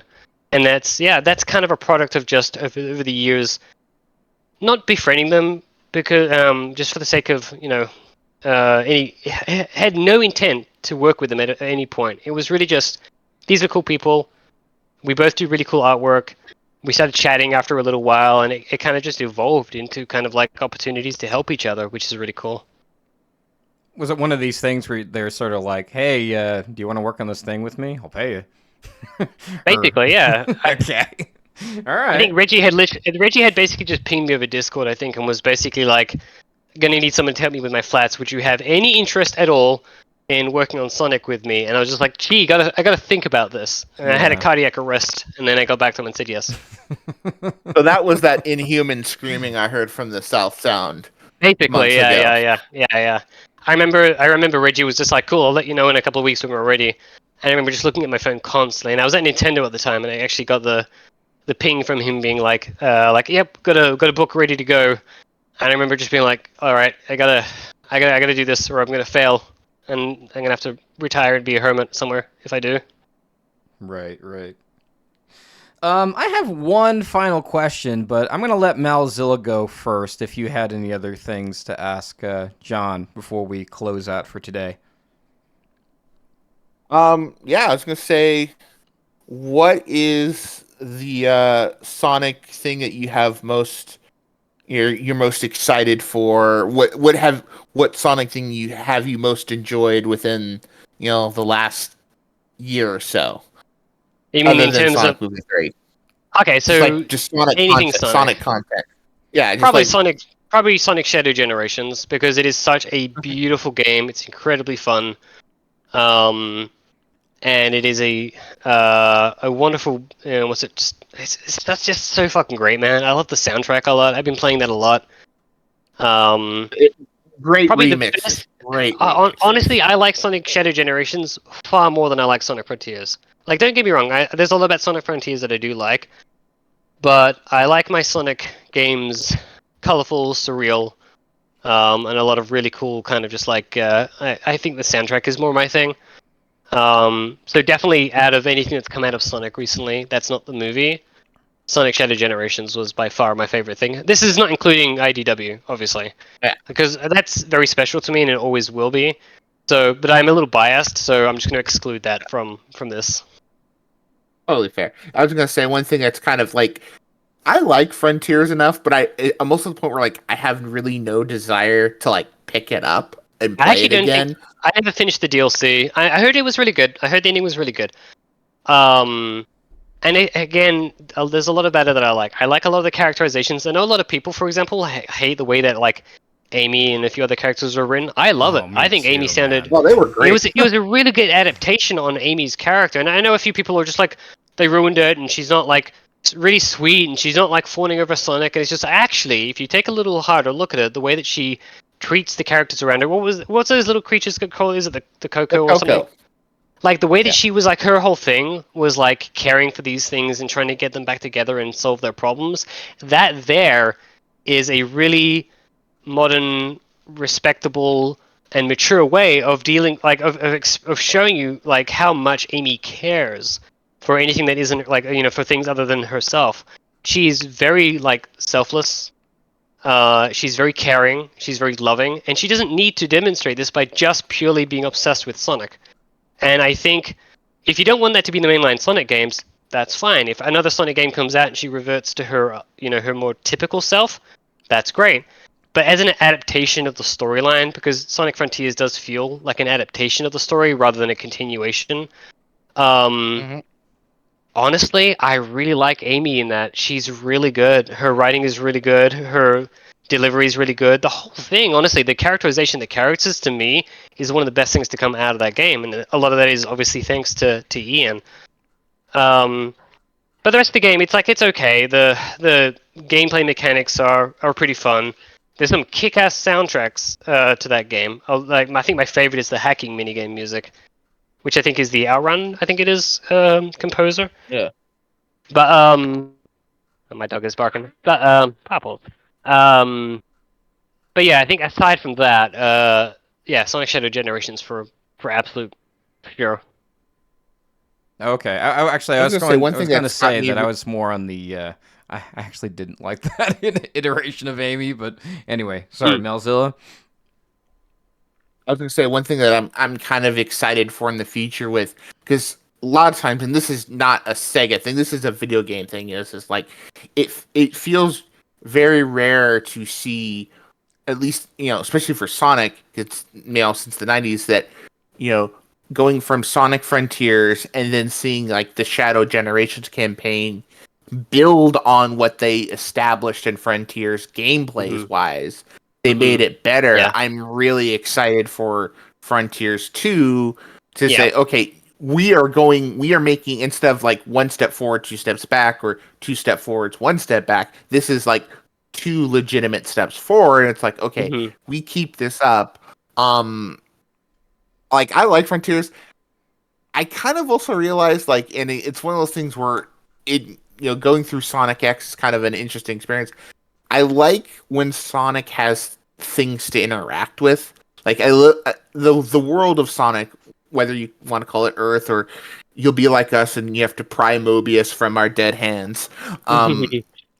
Seeing Sonic interact with that stuff, or Shadow, or Knuckles, or Amy, or Tails, or whoever you're able to play with at the time, that's so fun. Because again, you know, the environments are vibrant, they're fun. You know, I love the action stages, and it's like, if you could, you know, take any of those islands from Tears, but like, you know, throw like a Spiral Village or a Sunset City to kind of diversify, you know, the area, but you also kind of see all those, you know, NPCs just kind of walking around and, you know, help the Chaotix do a mission or here or there. That I think would be, I think they'd be really, really cooking with gas on that.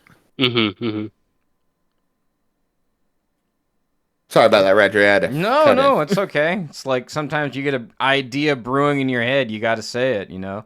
Otherwise, you know, you're gonna completely forget about it, which has happened to me more times than I'd care to admit.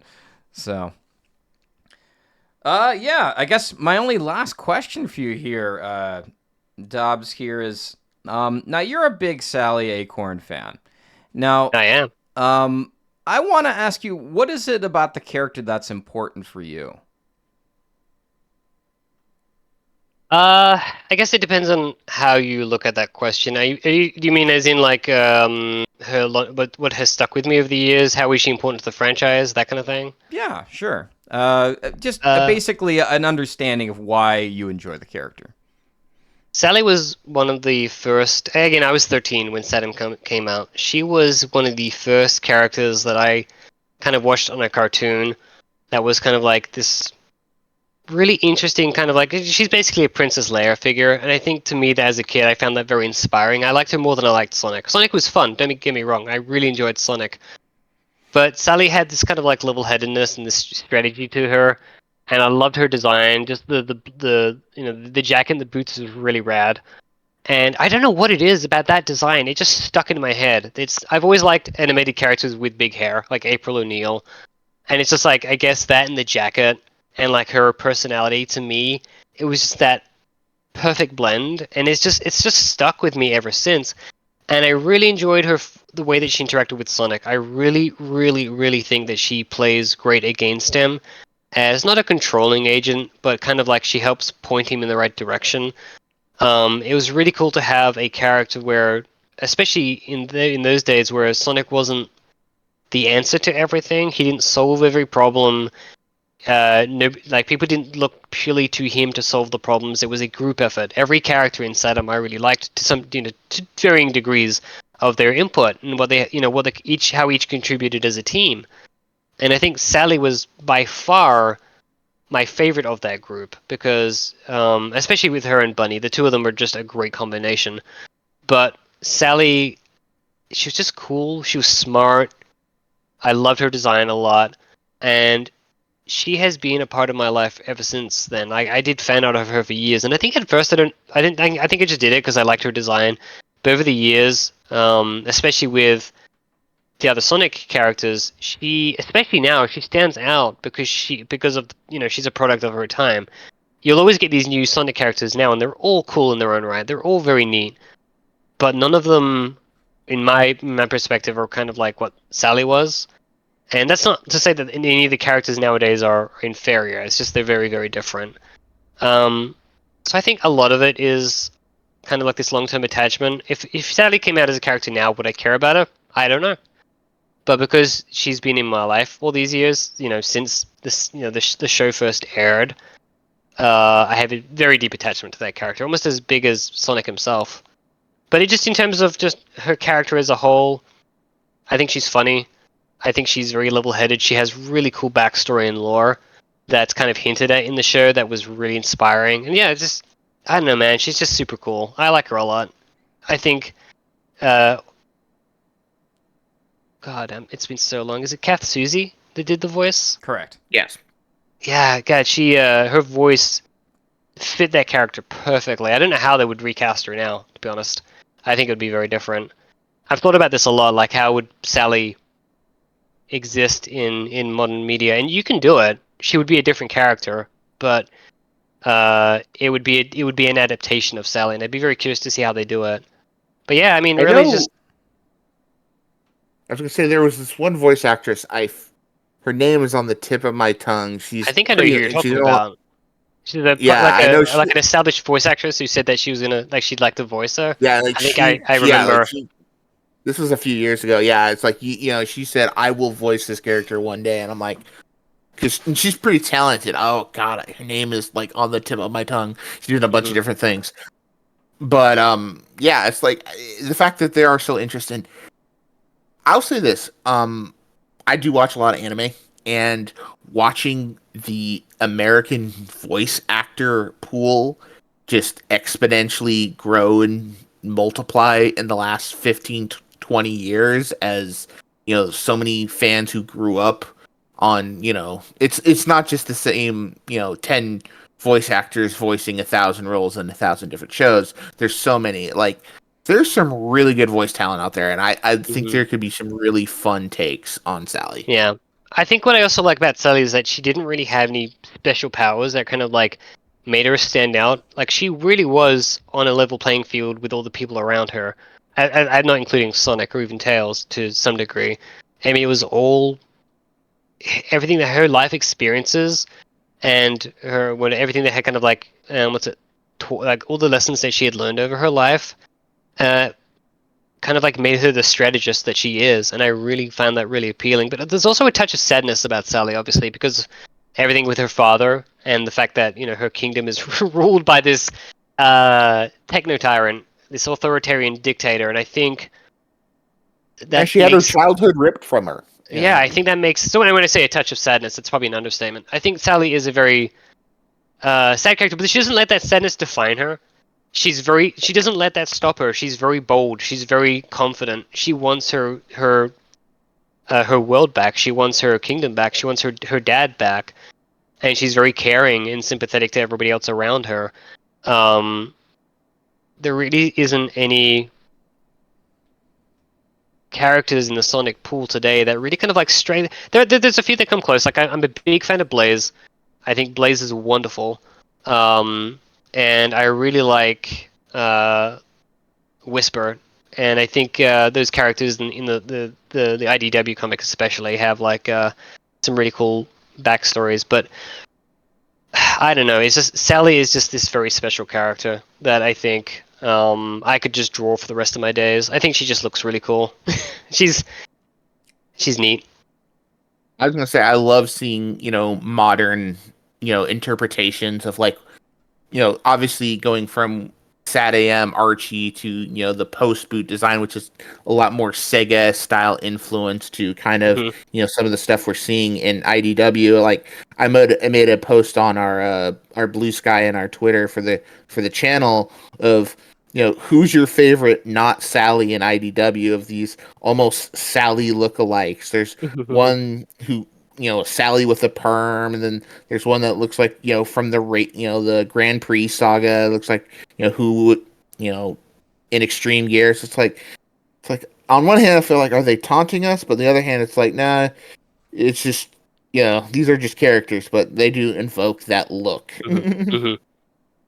Yeah, I think Sally's got a legion of fans out there, and it was really cool to kind of like to reconnect with a lot of Sally fans over the years. I'm really happy to see people like Nick kind of advocating for her, and even like I said, like Matt Herm's big fan of Sally and the Freedom Fighters.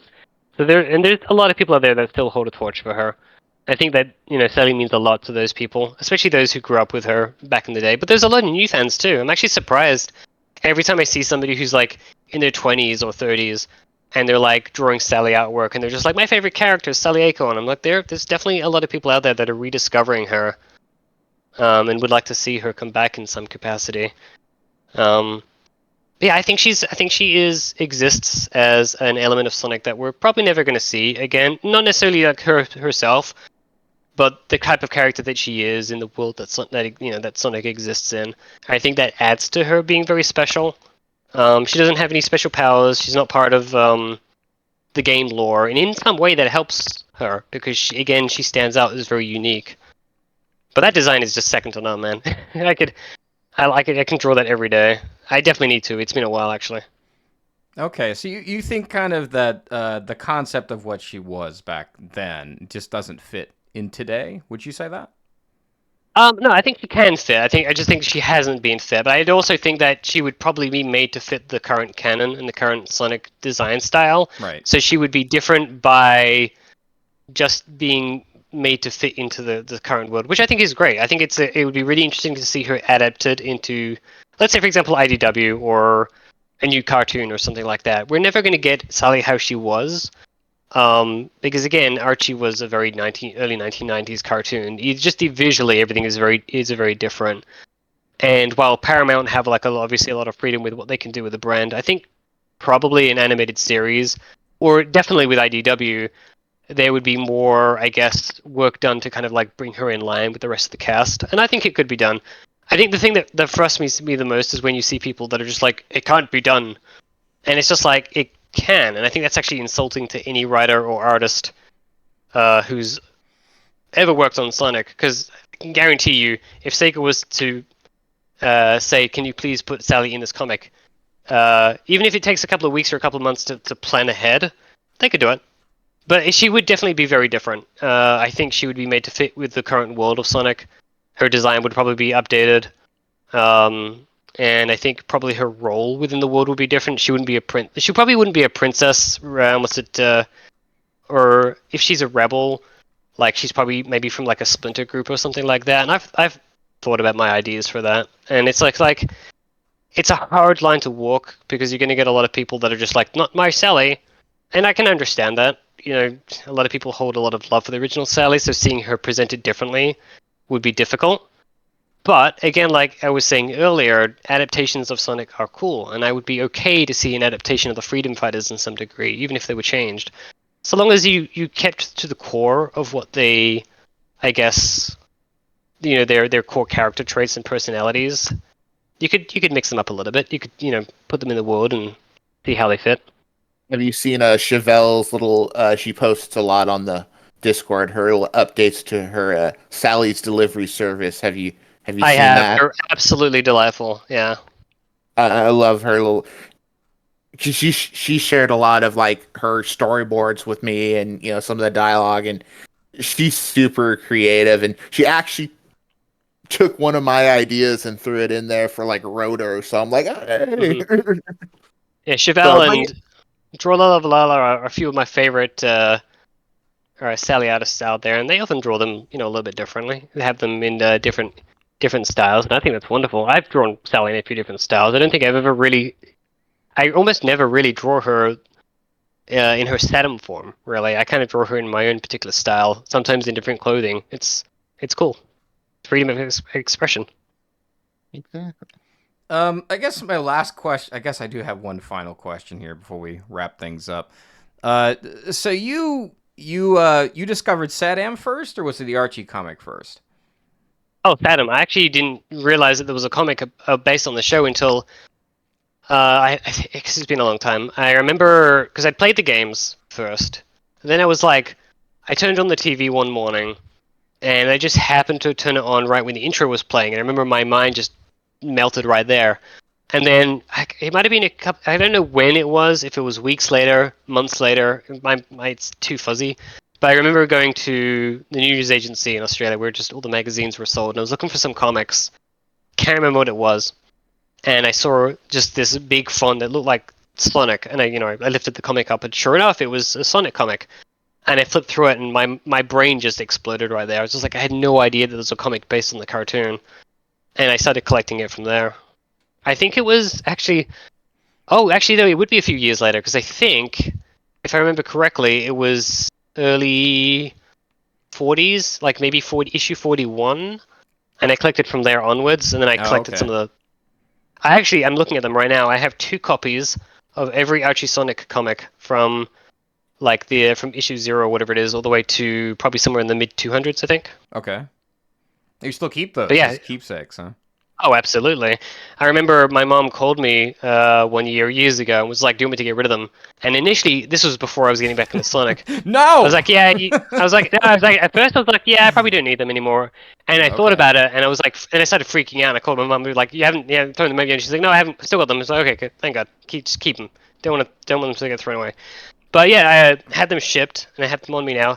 But my wife also collected them, and so we both have like our collections side by side. On a bookshelf.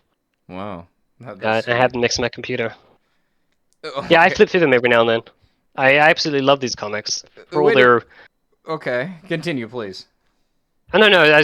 I love these comics and all despite all their flaws and their eccentricities. Absolutely gorgeous comics. I love the first 30 issues where it's just absolute fucking nonsense. I love the Yeah. pointy jokes. I love the puns. I think my favorite period was when I first picked it up, with like issue 40 onwards. Back then, I had no idea that issue 50. Didn't know the drama behind it. Didn't know who Ken Penders was. Didn't know any of the. All I knew was that it was a really The less cool. complicated time.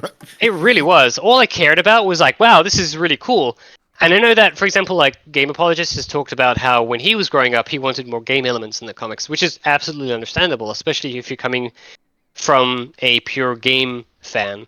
I came from a pure. Well, I played the games and love them. Sonic 3 and Knuckles is still my favorite game, followed closely by Sonic 2. But I fell in love with Saturn, and seeing those elements in the comic in any form were why I bought this comic, because I wanted a continuation of that story. And in hindsight, as an adult, knowing everything that is behind the history of these comics, or at least enough of it, I see a lot of flaws and a lot of things that I misremember, and obviously a lot of problems. But I still adore these comics, particularly that issue from like 30s to 40s to 50s. It's Oh, right. kind Yeah. of like my perfect kind of like zone for me. Because again, it was about the freedom fighters and their Mecha story. Madness, Knack the Weasel framing Sonic, all Yeah, that yeah, pre-endgame shenanigans yeah. of. And oh man, Endgame, what a fucking finale! That was as a kid, that was amazing. It was I bought hardcore. the extended one with the extra pages from Patrick Spaziante.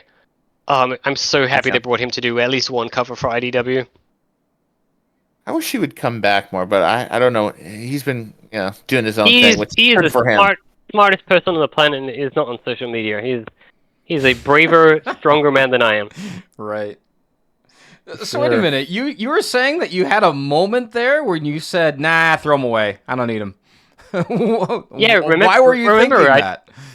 Remember, I'd been out of the Sonic fandom for like 10 years. I didn't really care. It was Okay, then I have... Sonic. Okay, go on. Sorry, I don't mean to interrupt. You have to remember that I hadn't been drawing for a long time. Yeah. And my world at the time was QA. I was invested in I had just moved to the United States, so I have to deal with immigration. I have to deal with building my new career here. I had just gotten married. And my wife is as big a Sonic fan as I am, but she's also got a career. So we're kind of in adult mode at that point, kind of getting ourselves established. My life is Destiny 1 and 2 at that point. And so I started to kind of just like forget a lot of stuff. Or I just assumed that things that, were great as a kid, probably I didn't anymore. And it was closer to when I was burning out that I realized why I was burning out. And it wasn't just because of my job.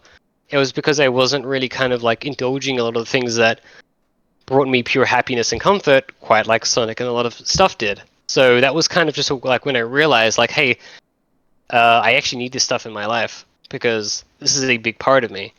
And I think people go through different phases, and for me, right then, it was like the only thing I cared about for several years was establishing a new life in a new country, getting my job, my marriage going, and dealing with the stresses of that came with that. A lot of long nights, a lot of overtime. I just didn't have time, and so I kind of pushed it outside of my mind for a very long time.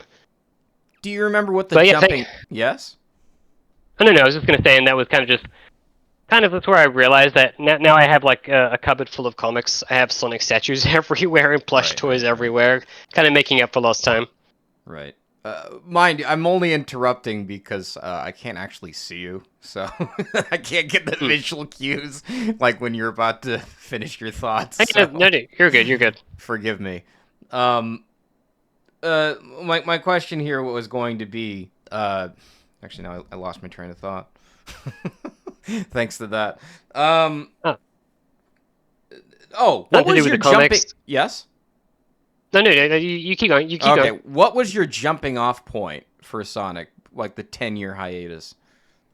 Well, like I said, it was moving to the United States. It was kind of just... It wasn't any, it wasn't any content that made you say, like, oh, I'm tired of this. I'm done with this. No, that was 3D Blast. Fuck that game. Sorry, guys. I don't like that game. I would say that most of you... Yeah, here's the thing. Somebody will like it. So I think it's totally fine to say, like, I dislike something. Yes. But I'll never... I used to say this about Sonic 06. I used to be like, fuck that game sucks. Right. But I've also come to learn that there is a lot of people that game means a lot to. And I kind of look at it a little bit more fondly in hindsight.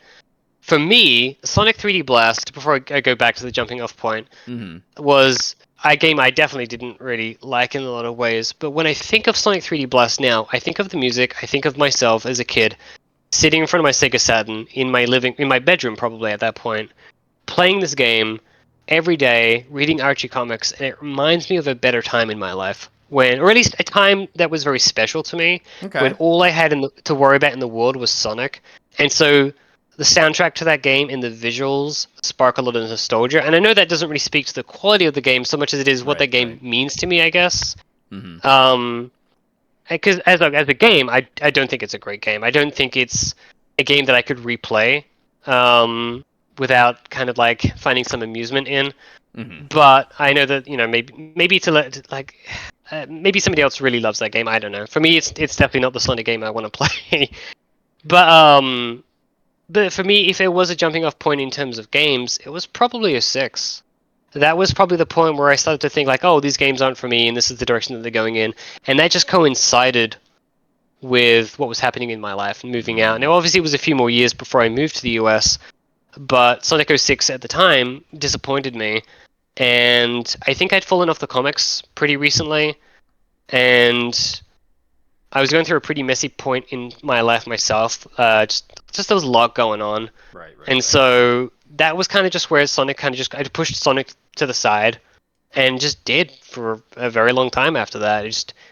And I don't know if I'd necessarily regret it because I filled that time in my life with something that was very important. But I am glad that I realized before too long that I reclaimed that part of me because it is a big part of me. And if it Right. wasn't for having done that, I wouldn't be doing what I am now. So, All right. So, Sonic, yeah, one other thing I want to know before we close out. I know I keep saying this. I'm like that's fine. preventing the inevitable, but I am very curious about this. So, as somebody growing up in Australia, how did you even get to watch SatAm? Because it was like next to impossible to watch something back in those days. It's not like how it is Not here. today. Like just punch up A little thing, YouTube and you find it, yeah, right? a little thing called Cheese TV.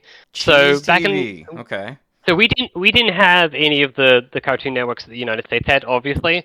So I remember when it came here, I still don't understand a lot of what people talk about when they talk about like Cartoon Networks that they loved when they was a kid. I didn't experience any of that. Okay. So nowadays people are like, oh, I'm heartbroken because my favorite Cartoon Network has been changed forever. And I'm like, well, I never grew up with it, so I don't know what that is. And I grew up with different cartoons for the most part that the US did, or at least we got them aired at different dates. I grew up with it was like this really cringy morning TV show hosted by two teenagers who kind of grew up with the show for a few years, where it was just comedy skits aimed at kids before school, but they would do these small segments in between showing a like 20-minute cartoon. So I would wake up in the morning like 6, and I would watch Cheese TV, and on it would be like Spider-Man, X-Men, some 70s cartoons.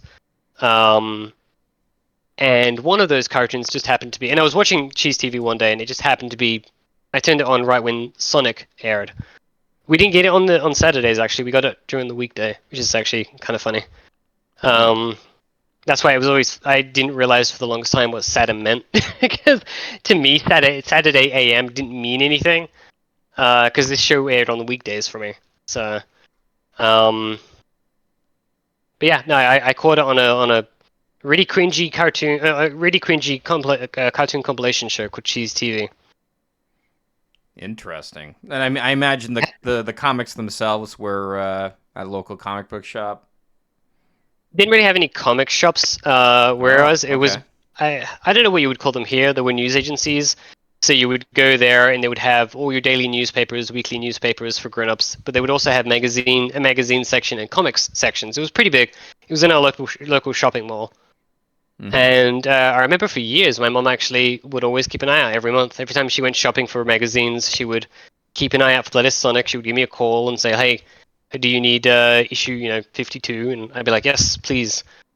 And I remember it was actually a really sad day. It was years later when my mom called me with an issue, and it was like maybe like the early 200s. I can't remember. And she was like, or maybe it was either early 100, like it was like maybe late 100s or early 200s. And I remember my mom being like, "Do you need this issue?" And I said, "Yeah, but don't worry about it." And she was like, "Really? Sure? You collect every one of these?" And I remember saying, "I'm just not interested anymore." And I remember feeling kind of sad about that. And in hindsight, it would have been nice to have kept collecting them just for the sake of collecting them. But Actually, that was Ian's time, and we didn't really quite understand what Ian was doing and how good it was. oh yeah, no, Ian's stuff was fantastic. I actually might have bailed even before Ian's time. I can't remember. Yeah, the artwork was all over the place at the time, so it probably was before Tracy. And it was just the stories were kind of just making me go They really. were weird. They were They weird. were just making me mad. So I just kind of stopped. And they were less and less about the freedom fighters and Sally. It was just like I was like, all right, this is kind of weird. I'm just gonna stop.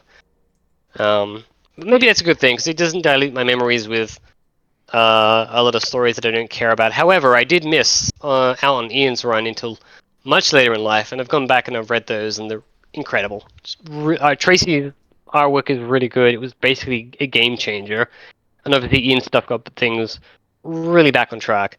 But I kind of missed all that. I didn't read any of those because I'd stopped reading by then.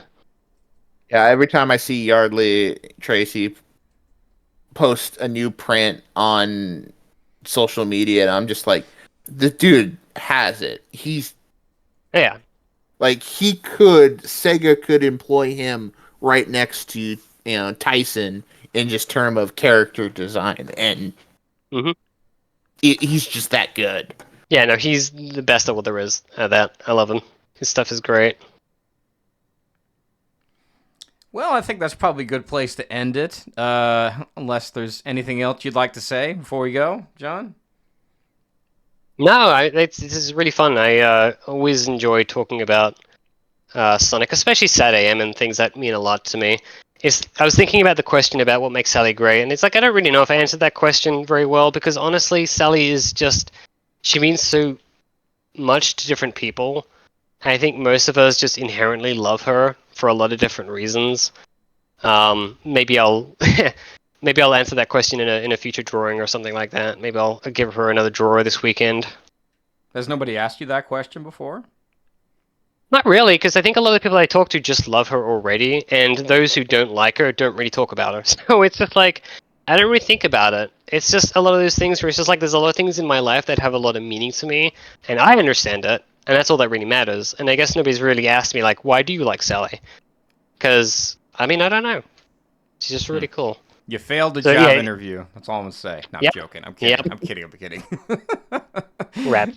What? You know how at the end of Sonic Heroes, right? You know how you always get a letter grade, like A, B, C, D, or E, right? You rank. Yeah. Well, how would you rank this episode, and why is it an E? No, I'm kidding. I would give it an S for Sally. Oh, there you go. Good answer. All right, everyone. I want to thank everybody for listening. John, do you have any social media you'd like to plug or any projects you're working on?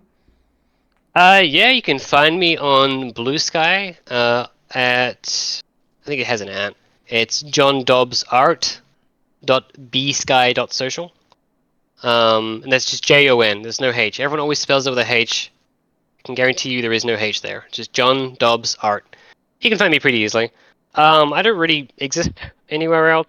I don't even exist in real life. I just exist purely on the internet.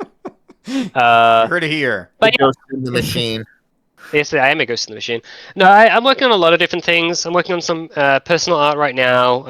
I'll probably have a Nefarious to do tomorrow. I'd like at some point to maybe share some of my Nefarious stuff. I don't really do that very often. I definitely should. It's a fun project. If you ever want to check out what I'm doing, really kind of just stick around in Blue Sky. I'll post there. Don't hesitate to reach out, say hi. I can't always respond if I'm busy, which I often am, but I would do my best. I'd like to hear from you, and especially if you're an artist, check out your work and share it with the rest of the world. And who knows, maybe you'll catch me in a future Sonic issue. All right. I guess a little housekeeping on our end, Malzilla. How do you feel? Yes, please do follow our show on wherever you get your local podcast. We are still on X, Twitter, whatever you want to call it. We are on Blue Sky. We are on Tumblr. And please always, if you feel like hanging out with us, join the Discord, chit-chats. We're getting, I wouldn't say we're getting steady, but new faces are popping up at a good rate, so they're all bringing some fun stuff to talk about. Dobbs, again, it's great having you. I know we've been kind of working on getting you on for a while, but real life is real life, and we're all busy. Sorry it took so long. Very problem. busy here. Anytime you want to hop back on and talk about something Sonic related, just give us a ping and we'll get you on. You're always welcome to hang out with us. Yeah, no, you guys are great. It's always fun talking. I enjoy these little chats. All right, so what are we ending on? What's our end quote? Let's do it to it. No, do it to it's always good. I was gonna say where were you when the brains were handed out, but we did that already. I love that one so much. The brains. The brains. Brains. God, that fucking whole issue is just episode. Actually, it was funny because I didn't talk about it too much. I was going to expand on that question earlier, but my other favorite stuff is Blast. Is it Blast to the Past? Blast from the Past. Yeah, the two-parter. Yeah, it's so good. It's such juicy lore. And the artwork in that series. There's a lot of lore in between, like Blast of the Past, Wolfpack. Yeah. It's a shame that there's a lot of weird stuff that happens in Season 2 that I don't like, but there was some really good stuff in there too. Like, Rhoda's redesign is garbage. Yeah. We discussed that. Did not like the Rebecca stuff, I think it was. Does anyone like that? Yeah, I don't see any Rebecca stands out there. I also, if I remember correctly, didn't they also like... when did Darcy come in? Was it Season 2? Or came in Season 2. I found Dulcie a lot more tolerable when we were going through it than I remembered. Yeah. But I also... have There was come some to realize there's not enough Bunny in either season 1 or no season 2. Bunny is And that is a absolutely travesty. wasted. Bunny is absolutely wasted in season 2, especially, and it's because they gave. I think if I remember correctly, was it? I think which one it was. It was one of the writers or one of the producers loved Antoine and shoved more of him in, Yeah, we and don't wanted to want. focus Yeah. on.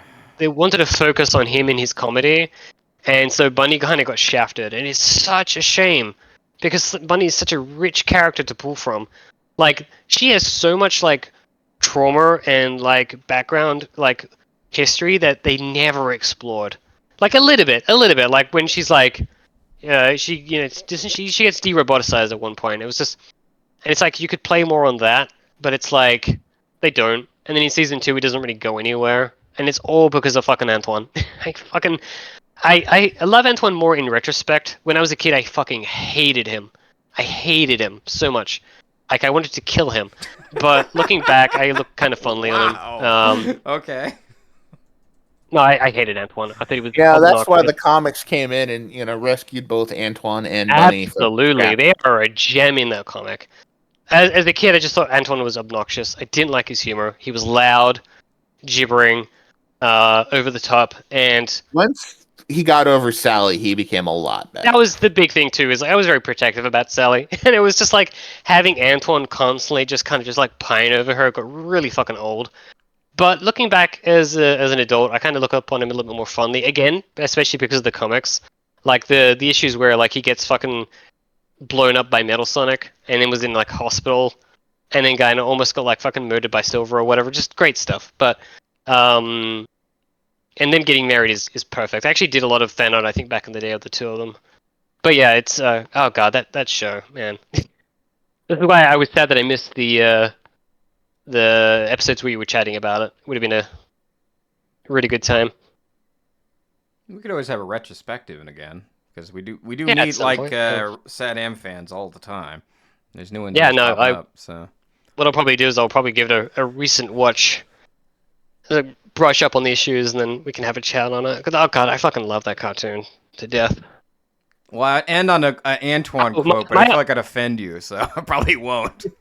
oh no, that's fine. Actually, I actually forgot my art. Some of my old artwork is actually on the inside slip of the Shout Factory case for Saturn. Is it Oh really? wow! Which Oh, one? actually, in fact, so if you look on the inside of one of the discs, I forget which one it is, there Okay. is a pencil sketch on the spine of Sonic carrying an unconscious bunny rabbit, and that is mine. And in fact, there is, I think it's next to mine, there is a color drawing of, it's either Sally or Bunny as a princess. I think it's Sally. That is done by Chemical Alia, who is a very good friend of mine. I didn't want to talk about her in public because I don't want to give away her name. She is a very good friend of mine from like early 2000s that I'm still friends with today on Facebook. But she's moved on and has a life of her own. But yeah, that's her artwork. The princess, the Sally in like a dress, like a wedding or a princess dress. But yeah, mine is the one of Sonic carrying Bunny. Wow. Yeah, because I know a few people who worked on this, like one of the cases and stuff. So, all right then. Well, you learned something today. I'll have to see if I can find the original line out of that somewhere. I might have it lying around still. I actually have my mum saved it and shipped all my old pencil line work from when I was in high school. So there's a lot of buried, really bad Sonic fan art of mine from before I was even on the internet, and I'm pretty sure a lot of it is that Saturn artwork. Wow. Yeah, I don't know if you have the Shout Factory disc, but if you do, that's my artwork in there. I do not. No. You know, I don't know. Let me see if I can find it real fast. I can tell you a story. I mean, I got this DVD for free. It was turned into our video store that I was working at the time, and I passed on it. I can't tell you the regret really? I have now. Yeah, I passed on it because it was somebody donated it. You found it? Yeah, I'll put it into. You'll have to put in the show notes or something for our listeners to see. That was new Um, DVD sets for Adventures of, and they had those amazing like DVD covers that were homages of Sonic 1 and Sonic 2. And then in my mind, I'm just seeing a SAT-AM DVD cases homaging like Sonic 3 and Sonic and Knuckles. Mm-hmm. I'm just like, oh, why can't we have nice things? I just dropped it into our smaller group chat. Oh, that one. Okay. Which one is it? Oh, that one. So mine is, Yeah, it's a pretty good yep, one. that really, Okay. yeah, it's an old, really old. That is like, God, that must be like 2005 or something. Mm-hmm. Yeah, that's. I can definitely see the Spaz influence, Spaz Leonte. Absolutely, yeah. Hmm. Yeah, they had a competition on. Actually, it was Fans United for Saturn, that old website forum. Dude, I really like the racing one. That's fantastic, isn't it? There's Yeah, so much personality in all the faces, and the fact that they threw in Fang in there is. yeah, they did like I think it was like a competition. You would send in fan artwork, and they basically just picked it, picked fan art they liked, and would put it on the internal cover for the discs, and somehow mine got picked. Mm. And I it's was funny just because I so remember back. unimpressed in that pick. I love Was it. that? I'm just looking at all of the freedom fighters and the little racer, Yeah, and it's one of my favorites. Sally's just like, she's just not impressed at all. I I don't uh, know. I remember back in the day, it was kind of just like oh cool, I'm on the cover, but in retrospect, it's just like holy shit, like my art is on the Better than I can draw. oh no, That's not- I wouldn't mind redrawing that actually someday in my current style. Throw it in your your idea board. Yeah, I probably will actually. I've been meaning to do a lot of Saturn redraws lately, and yeah, maybe I'll add it in there. All right then. I guess we'll end it there. See you guys. Bye. Adios. Bye.